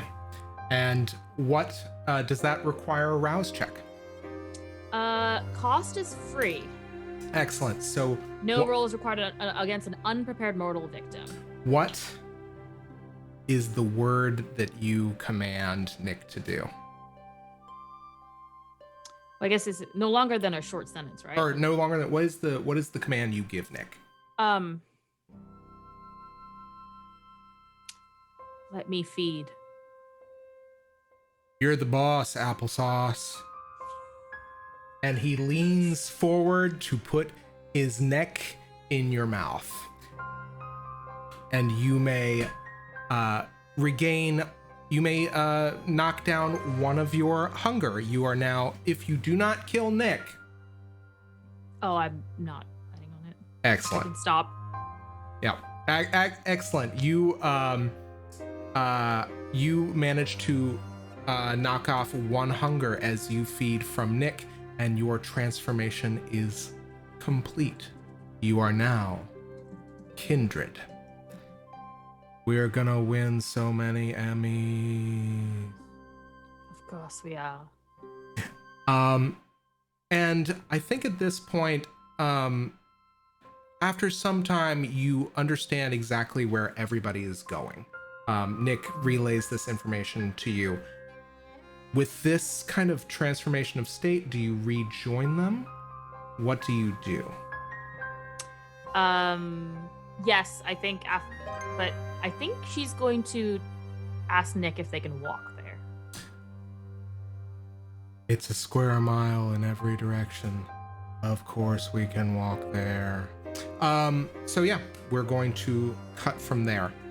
And Vlad, I would like you to go ahead and give me a drive, and let's say, I'm going to say that this is an intelligence roll. So give me an intelligence and a drive roll to see how long it takes you to take these very pretty people to where they want to go. Okay. Well, drive is my highest skill. At 4. Intelligence, we're looking at a 2. And I'm not hungry, so I'm just rolling 6 regular dice, yes? Let's see how this goes. Okay.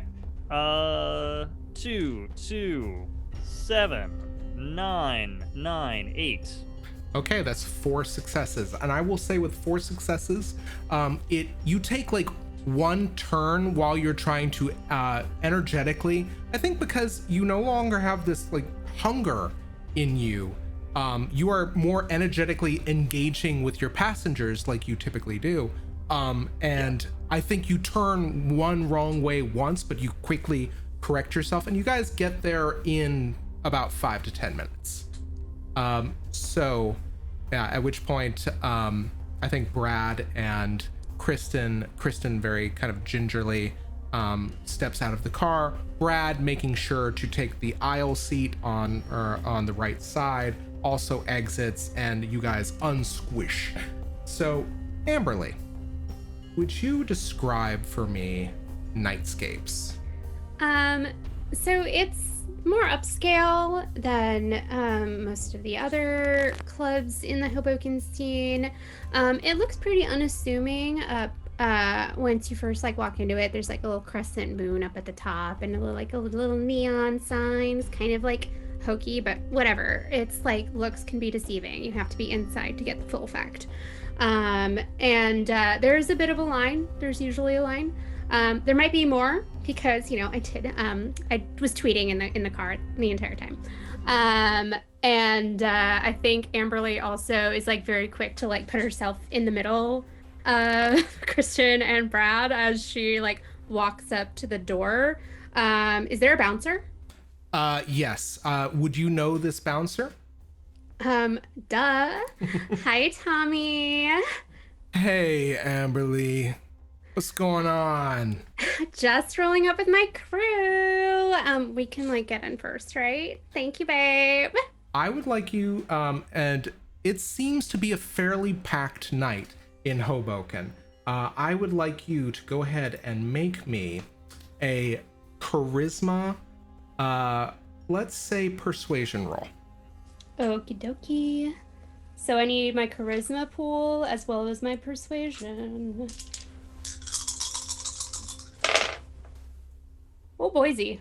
That's gonna be 3 successes out of 5.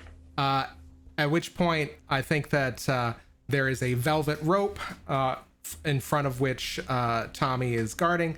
Tommy unhooks the velvet rope and he looks at you and he says, I think that you 4 can come in. And he looks kind of accusatorily almost at Vlad and says, your friend, I think, is going to be a little bit of a harder sell. No, see, he's I'm with going me. to go park the car. I'll be back, guys. So But you wait sure? up. Okay. Oh, yeah, I'll be right in. No problem. Okay. Can't leave a baby like this parked out on the street, you know? Yup. And if we're allowed inside, I think the second that we get in, I, for lack of a better word, cast awe. Like I like coming through the doors and I'm just like, what's up, party people? It's your girl, Amberlee. Yeah, at which point all of the eyes of all of the denizens of this bar turn towards you, and then they take you in, but you realize with maybe a little bit of chagrin, maybe a little bit of envy, that Kristen and Brad have done the same thing. As all of the attention suddenly diverts from you towards your celebrity friends. Connor's also gonna get in on the awe game because that's a thing I can do too. What's up? What's up, y'all? Super hot. Yeah, I think that at one point, like, I think there's probably a booth describe for the everybody the interior as well. Like, what does this look like when this place is jumping, Amberlee? So typically this is like on the DL, like a supernaturals club, but so it's pretty dark on the inside. The music is pretty nice. There's a slight upper area for like VIP. There's like a lot of velvet curtains. It's pretty like sparkly just a little bit, like around the bar. There's clearly there's other things other than just like regular liquor served behind the bar. And like people are dancing. It's pretty crowded in there. There's like a huge line to get a drink, I think right now. There's like a row of like booths and chairs and like couches. There's some people that are hanging out on the railing up top, like really feeling it. Overall it's a pretty chill scene. I think Amberlee can tell there's some wolves out tonight, which means that I need to get some boys to fight over me. It's so fun watching these guys lose their mind. Excellent. And yeah, so as you kind of take in the scene, you notice Conor and Amberlee, you notice that there are a number of supernatural creatures. There is a Babadook in one of the corners. There are several what look to be fae-like beings with elfin features that are what some might call fairest. There are a number of kind of like banshees and wraiths, but they're like sexy wraiths, and they're all very like the clothes that they died in are really chic. Their liquors are separated according to everybody's kind of like inclination and their preference. And as all this, like you're taking all of this in, the way parts for all of you as you begin climbing the stairs to the VIP section. At which, and we're going to cut to Vlad the Rad, and we're also going to, at which I think that Tash, you have had Nick driving in this kind of hypnotized state, and you realize as you kind of approach nightscapes that this is that Nick is at the end of his mortal endurance. At any point, if he does not park, he is going to probably collapse into unconsciousness from blood loss. Okay. So I will take a minute and try to stop whatever I did to him. Yeah, and yeah, and I think that basically Nick just kind of lists and sideswipes a fire hydrant and ends up parked on the curb. Is he asleep? Oh yeah, he's out. Okay. All right. I think Vlad is probably like, it's taken long enough for you to walk that Vlad has gone and parked the Honda Civic and is now walking up the sidewalk towards you, back from the other direction towards the club. So like you're both converging on the club. Yeah. Absolutely. So before, since I guess Nick is in the van, I'm gonna like, I'm sure there's snacks somewhere. I'm just gonna dump some like bags of Cheetos in Nick's lap for when he wakes up. It's just like couldn't find a cookie. Listen, Kayla has a sweet tooth, though. Those don't last long. Okay, so And a Sprite. There's a Sprite. just fill what little blood you have left with junk food. It's great. It'll be fine. Yeah, it's like when you give blood, you know. I'm sorry. He's a boom guy. This is his diet. That's true. That's very true.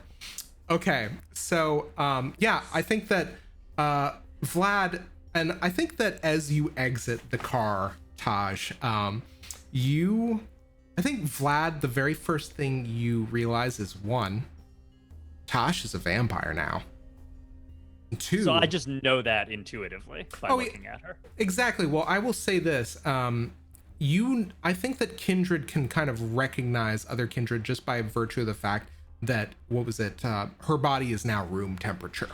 And you can kind of like feel like the absence of warmth. And that said, there is something, and also the thing that's also most apparent, I think that this is just anybody who looks at a newly minted vampire, is that Tash looks like really sexy. Because the thing is, like, vampires, when you become a vampire, you get sexier, but it's not like a creepy sexy. It's like she makes 6 figures a year kind of sexy, like very much like just owns the world kind of sexy. And you realize, oh, she's a vampire now. Oh shit. Hey, What? hey Tash, you're I thought you were dead. Well, you are dead, but you know, I thought you were like more dead than standing up. Me too. I did not expect that would work. But I refuse to be killed by fucking Kristen Stewart.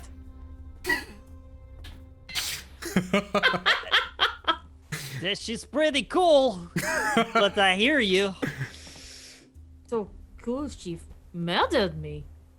I mean, I know you do that to other people, but you know, I thought I had your protection. Hey, listen, I'm sorry about the whole you getting murdered thing. I told them not to, but they're already very much in you. I'm in there. Yeah. Yes, it was. It was somehow more unpleasant than watching it. I do not know. I did not know that it was possible. You are very messy, all of you. Yeah, dying is way worse than watching someone die. I did For not know sure. that was possible. I thought the pain would end, but you know. Now Well, I'm hey, I'm like glad you're like alive and stuff. I mean, not alive. I keep having to listen. I'm glad you're here and standing up, which is fun for maybe for you. I think so, but I had to ask Nick to allow me to snack on him, and Oh That no, was okay, so very here's the strange. thing. We're not supposed to do that. You can't, because they're part of the film crew. You can't eat the film crew. But I don't know if you am knew of the that. film crew. I am We're also also of not the film supposed to talk about the film crew. Sorry. Yeah, I Wait, think am I on the film crew or am I not? I think that's the question. I will tell you this. Meta problems. I think I will tell you this. I think that this is happening outside of the camera shot. Are you sure? Because I do think Vlad's phone is still running. That is. Oh my Yes. God! This is all yes. Well this is done! all the audio from his pocket. Yeah. And it's- and the video. And like is, and the video from camera, like way down ATMs the and like street. security cameras on the street, like Yeah, you know, yeah, where they yeah. switch between different angles. Oh yeah, exactly. And what was it like? There's parts where it's literally just like a black screen with a waveform of the conversation Yes. of you guys having. 100%. Yeah. With closed captions. Yeah. Exactly. And And every so often you just hear. and then like just like a hard every time it bumps into your Zune. Yeah. God damn it. So yeah, as you guys are having this conversation, there's a strong smell in the air. You don't know what it is, but maybe if you focus, you might be able to tell. Oh wait, hold up. Are you getting a whiff of that?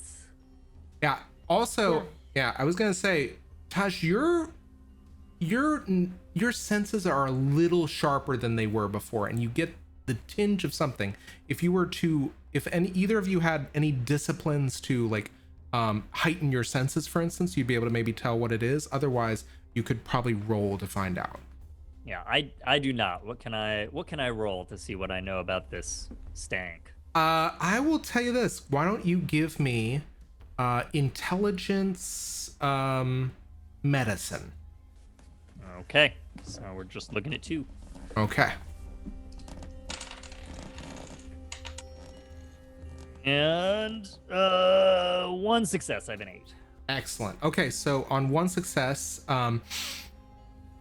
you don't know what this is, but it is a pretty funky cologne, whatever it is. Okay, I do are not you sure like you it. don't smell that? You should have like super sense. You should have like spider senses now. I smell. I do smell it, but I do not like it, and I am used to the stench of unwashed French men.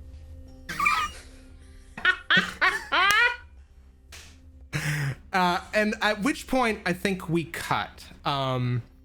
Conor, you are staring into the eyes of Brad, sitting across from you, kind of awkwardly, kind of tying his hair into a ponytail. Still wearing this very weird white robe. Across from you, Amberlee, is Kristen, who is very clearly kind of, basically kind of looking into the crowd, kind of looking, taking everything in, seeing who's all here. And then at the same time, the camera is basically a medium shot of the 4 of you between you at this booth. What are you guys talking Princess. about? Princess is perched very precariously on Kayla's lap. Yes. Yeah, what are you guys doing? Like, how are you entertaining these Lord High Muckety Mucks? Do you want me to get you some drinks? I would love that. Can I have some tomato juice mixed with some vodka, mixed with some blood? Cool.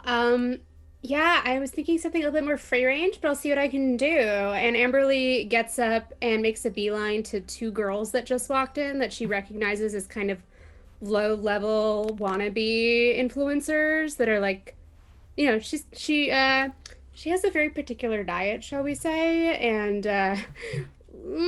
more or less kills the competition. Absolutely. I think that if you would like them to follow you up, That is going to be a manipulation persuasion roll. Okay. Hey girl, hey. So first off, I love your guys' outfits. I don't know if you know who I am or not, but like you should come sit with us. And then I will roll for manipulation. Absolutely. Oh, okay. Well, who's sitting with you? You see those two, well, there's three hotties over there. And she's And gesturing over to their table. they begin turning. How do you do? Um, that's gonna be 2 successes out of 2. Okay. All right. Oh, well, I guess we could just like, you're in the VIP section. I guess we could just like kind of poke in. Oh, I can get you in. Yeah, girl. And they begin following you. At which point, they're also kind of taking selfies. One of which is hashtag VIP section, hashtag velvet rope, hashtag, just adding hashtags as while walking, completely oblivious to the absurd amount of danger. Oh my god, that they're that's in. so cute. They're using way too many hashtags. Ew. Yeah, and she totally photobombs some of them, and then like directs them to like at her. It's like you're gonna get so many followers for this, and just brings them. Hey everyone, meet 2 of my new friends, and she like winks at Kirsten. Excellent. And as they kind of like, I think both of them are a little gobsmacked, and they're just like, you look like so much like this one person, but like so much younger. And like, and then they begin kind of like talking, and they're just really completely oblivious the entire time. Brad is looking very deeply into your eyes, Connor. Kristen staring into her phone, looking occasionally out into the crowd. Brad. So smash cut to a side interview scene. I have no fucking idea who this guy is. Like what?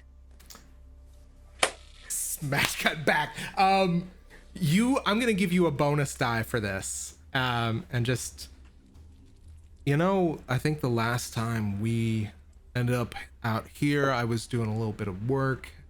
Something Scorsese was doing. I shot a little bit for it. I don't think it really worked out, but I just remember that was a really good time. Yeah, marksmanship is difficult. Well, don't you remember? It was we had so much fun. It was like, I don't know, we went to what was that place again? The one that did all of the really interesting drinks that you showed.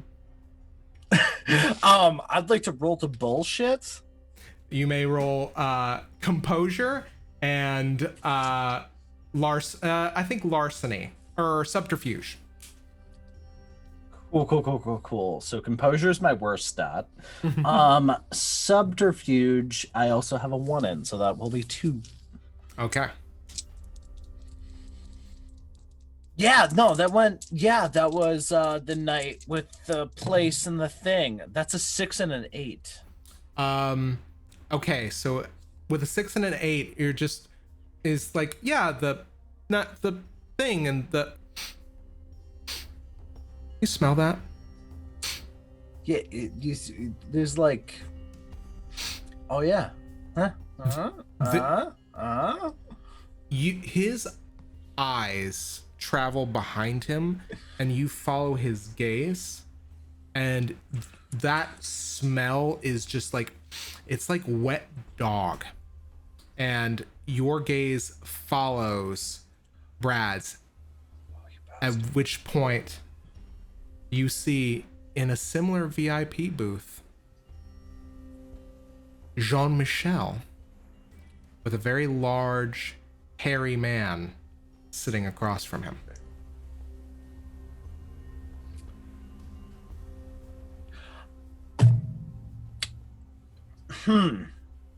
So, Connor's gonna try to make out with Brad Pitt Okay.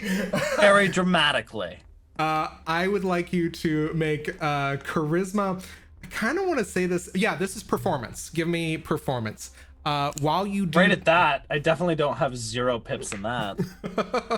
Well, you are doing this performatively. If you would like to propose another skill, I'm happy. Or I a would discipline. argue persuasion seduction, Absolutely, do that. which is a specialty of mine. Mm-hmm.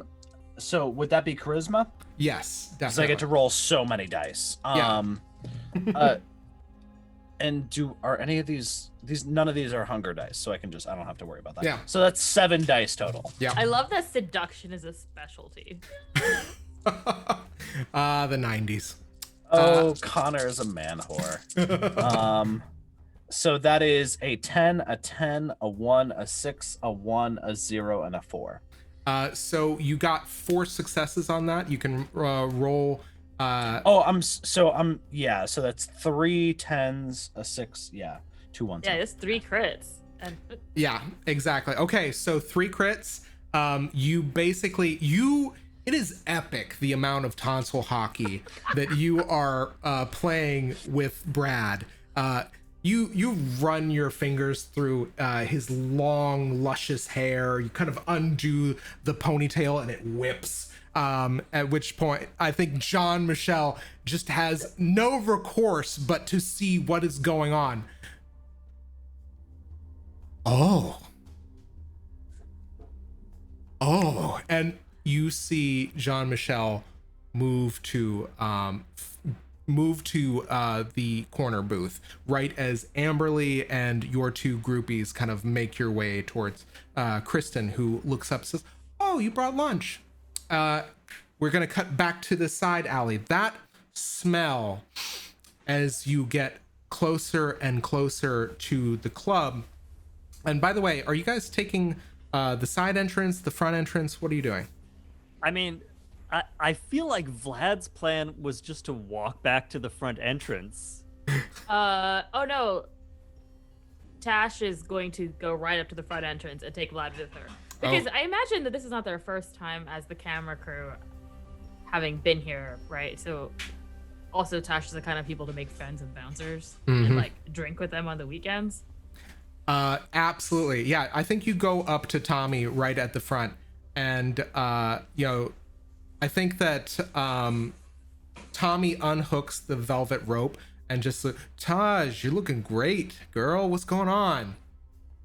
Thanks, I just had a very good night's sleep. Well, I kind of I'll let you in. That's fine. But your friend, I'm sorry. We're going to have to make him wait. But I'm with her. We're together. I mean, we're not like together, but I'm with her. Tommy. And yeah, you feel like there's all of my friends are in there. Taj, you feel like there's a sharpness rising in the back of your mind, something you haven't felt before, a rebellious kind of streak, like I am in charge, fuck you, what's going on? What do you do? Tommy, we have been through this before. If you want me to get you into the other place and make those connections for you, you have to help me out here. I would like you to actually, I will say that even with your discipline, this is a little bit difficult because I don't think Tommy is human. So I would like you to you can use charisma, intimidation, charisma leadership, or manipulation intimidation, manipulation leadership, manipulation like etiquette. What do you think that this makes sense for this role? I'm trying to get him to be, honestly, I'm trying to persuade him. Okay. But like, it's more of a manipulative persuasion because it's not Amberlee or Conor. It's like, come on. Yeah, absolutely. So roll manipulation, roll persuasion. I'm down to 1 hunger, right? Yes. Oh, yeah, because you didn't kill Ken or Nick. Timothy Chalamet. All right. Oh, That is all successes except 1 and 110. One of them is a 10. Was not on the blood dice. Not on the blood die. Well done. Okay, so Tommy looks at you, nods, and you see that there's a little bit of an underbite, almost like if he wasn't in some sort of glamour, maybe he had large tusks. And he unhooks the velvet rope and says, all right, I'm watching you. And I will tell you this, Vlad, this is the best you've ever felt in your life. There's just something about, like, just talking to these people just feels amazing. Hey, thanks, buddy. You're the greatest. Hey, we're like friends now. I will talk about you on my Snapchats. Don't touch me. Okay, Tash, sorry. Tash winks at him as she goes in. And yeah. Catch me later, Tommy. All right then. And velvet rope hooks back down, and you begin heading back into the club. That said, that smell of that weird cologne is getting stronger, and we're gonna cut back to the VIP lounge. Jean-Michel has marched up to your booth, Tommy, or not Tommy, God, to your booth, Conor. I didn't used to work on the docks. Get it straight, bro. Jean-Michel is fuming, kind of angrily waiting for this long, amazing makeout session to end. I think Conor drags it on slightly too obnoxiously long. Yeah, is it one of those things where you're like kind of like side peeking out of one eye? Oh, for sure. There's like a little peek out, and just like, nah. We're gonna keep going.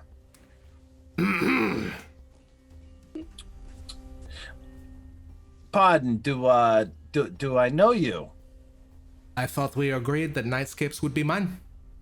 Nightscapes was my place to hang out. Excuse me? Excuse me? Excuse you? Who are your little friends here?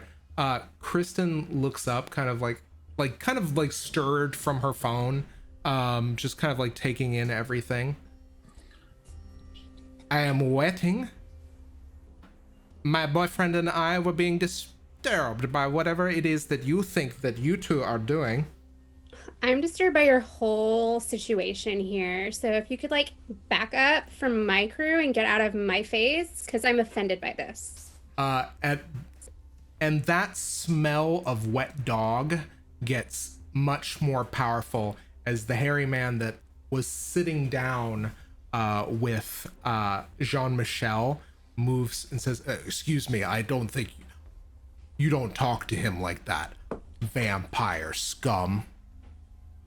Amberlee just slowly gets up, and like that usual like very Valley Girl cute face kind of melts away. I'll talk to whoever I want, however I want, dog. Oh, I'm a dog? You're the one that's got a whatever Cocker Spaniel Chihuahua thing that is. And I think in your mind, Conor, you just hear, I am very affronted by this, master.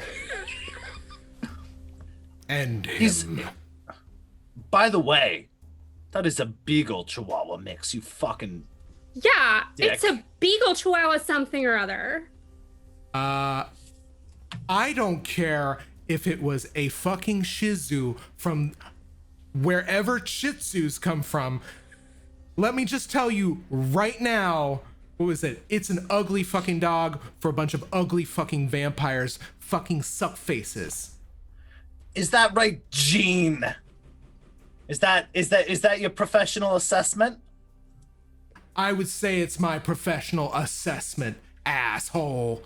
And yeah, like I think Brad and Kristen are very put off by all of this kind of going on. Just like they are beginning to kind of piece out of kind of like you kind of don't even see them slip away from the VIP booth. Yeah, what do you guys do? Yeah, by the way, I will say Tash and Vlad, you see very clearly a very large, hairy figure. Jean-Michel, who I think both of you have seen at various points in time, on and again and off again with Conor. And then you just see this large, hairy man, and you realize that that is the source of the smell. And they seem to be... Hey guys! What's up? How's it going? Tash is a vampire now. That's crazy, right? And I think... Dude. Yeah. Dude. Like, I realize I'm not a paragon of subtlety, but Vlad, bro. Yeah, she's there! Yeah. Yeah, and at which point the very large hairy man looking down says, "Oh, you're bringing your friends into this, huh? You're bringing your friends into this? I've got friends I'm sorry, too." bro. I don't need to bring my fucking friends into this because you want to throw down? You want to throw down? You want to throw down with the dogs? Yeah, let's play some fetch. Bros! And suddenly the howl the fuck? goes up.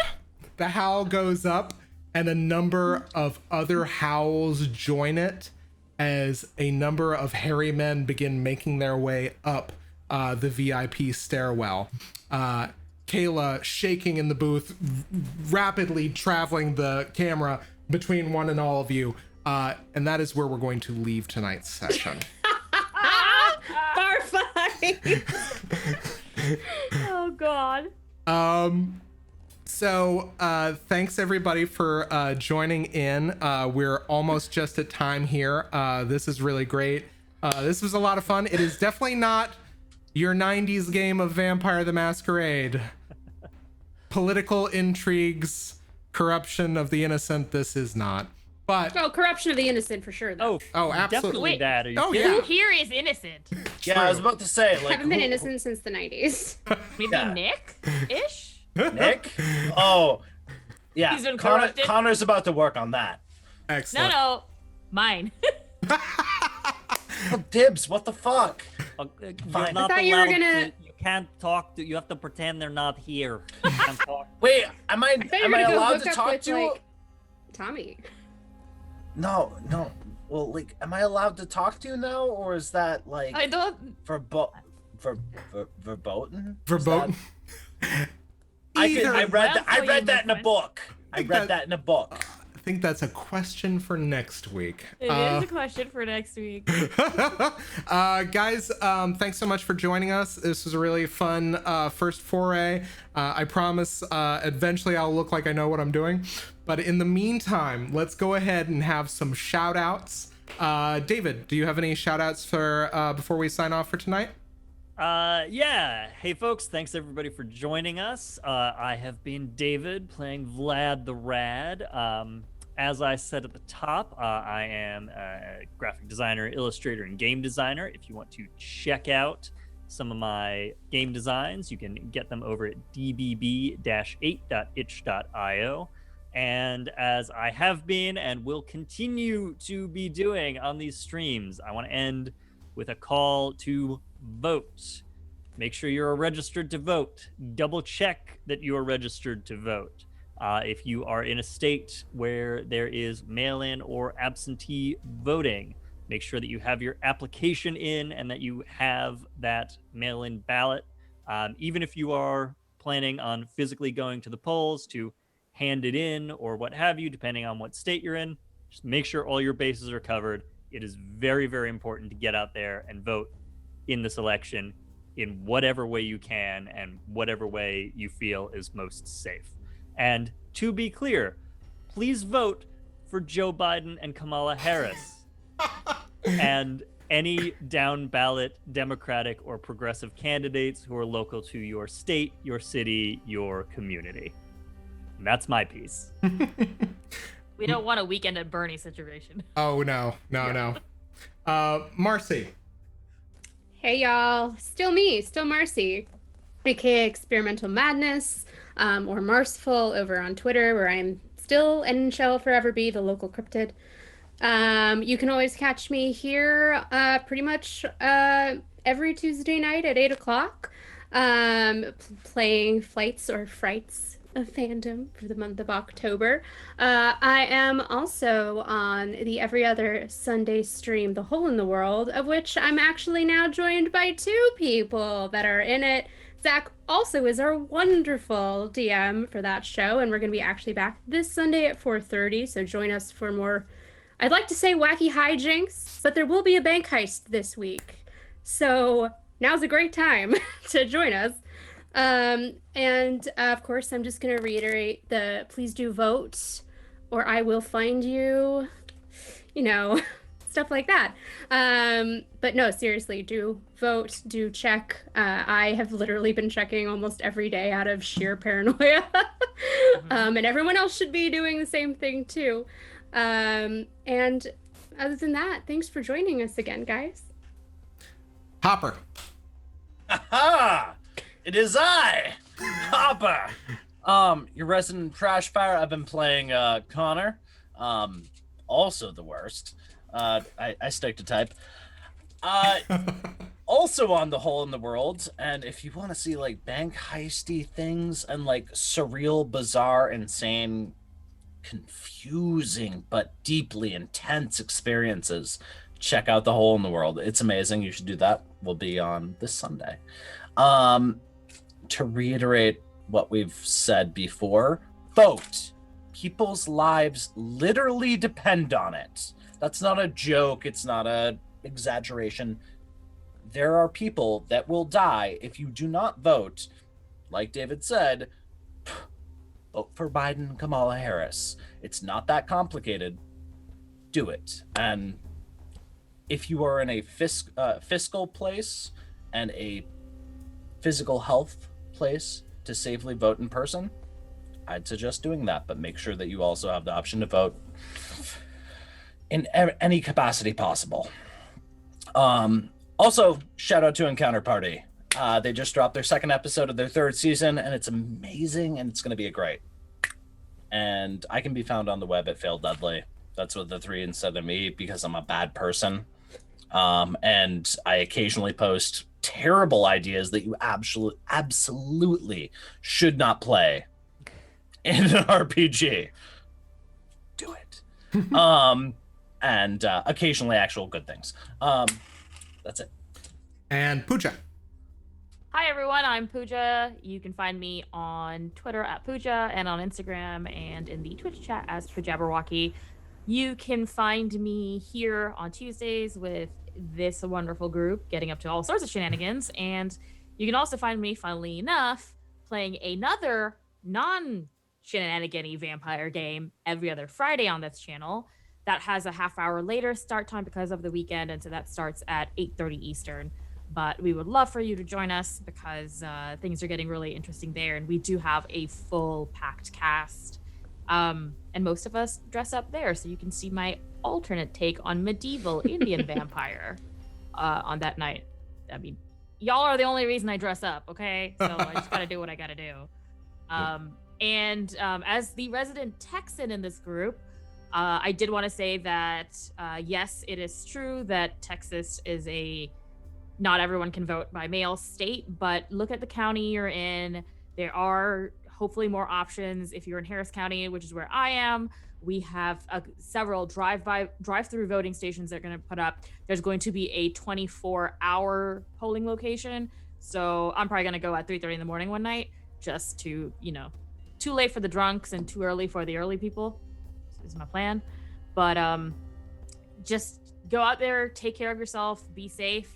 From what I've heard from the primaries, everyone's doing everything they can to make the polling places as safe as possible. And if you have to vote in person and you don't have the option of mailing a ballot in, please look into voting early. In Texas, it's always been a thing I've always done. It's been easy. I highly, highly recommend it. And that way you don't leave it till the day of, because things can get sticky in terms of where you can and cannot vote on election day. So go vote. So chiming in as with everybody else. So first off, shout out once again to Encounter Party. I'm pleased to say that we might be doing something with them fairly soon in a promotional way. So looking forward to that. Basically, they've been doing a really bang up job. I think their first episode had a couple thousand downloads. They're doing astronomically well. We're so glad that we consider them friends of the show and that they consider us friends as well. So we're looking forward to what comes next with them. Constantinople by Night, awesome vampire show. Can't wait for this bank heist to happen on The Hole in the World this Sunday. That's going to be fun. Or will it? And also everything Flights of Fandom. I'm so pleased and incredibly grateful that I get to run this very silly game for everybody. I don't know how I'm going to top this now that I've done it. I'm going to have to break my brain trying to think up more ridiculous crap, but I'm sure I'll rise to the occasion. But in all seriousness, we in Brooklyn have been having a little bit of a problem. I think some of you have read in the news where absentee ballots have been filled out with the wrong addresses or have been sent for the wrong addresses, kind of like in their filled out information. So make sure to check your absentee ballots. If you have a discrepancy between where you reside and where the ballot is for, contact your local board of elections. Make sure everything's on the up and up. Like everybody said, do not leave it for last minute. Do your civic duty. Do right by the people that have already lost so much in the lead up to this election for the past 4 years, who've suffered and had to deal with a lot of problems. And most importantly, remember, we're doing a Halloween game, but if we don't do our civic duty, there is a strong chance that this horror movie could have a sequel. So, with all that said, be safe, be well. We'll have more spooky shenanigans for you next week. But in the meantime, let's beat this together. Everybody, stick around for the raid. God love you, God keep you, Godspeed. Take care. Hit your local Nazi in the face with a fucking can of soup. That too. Be good.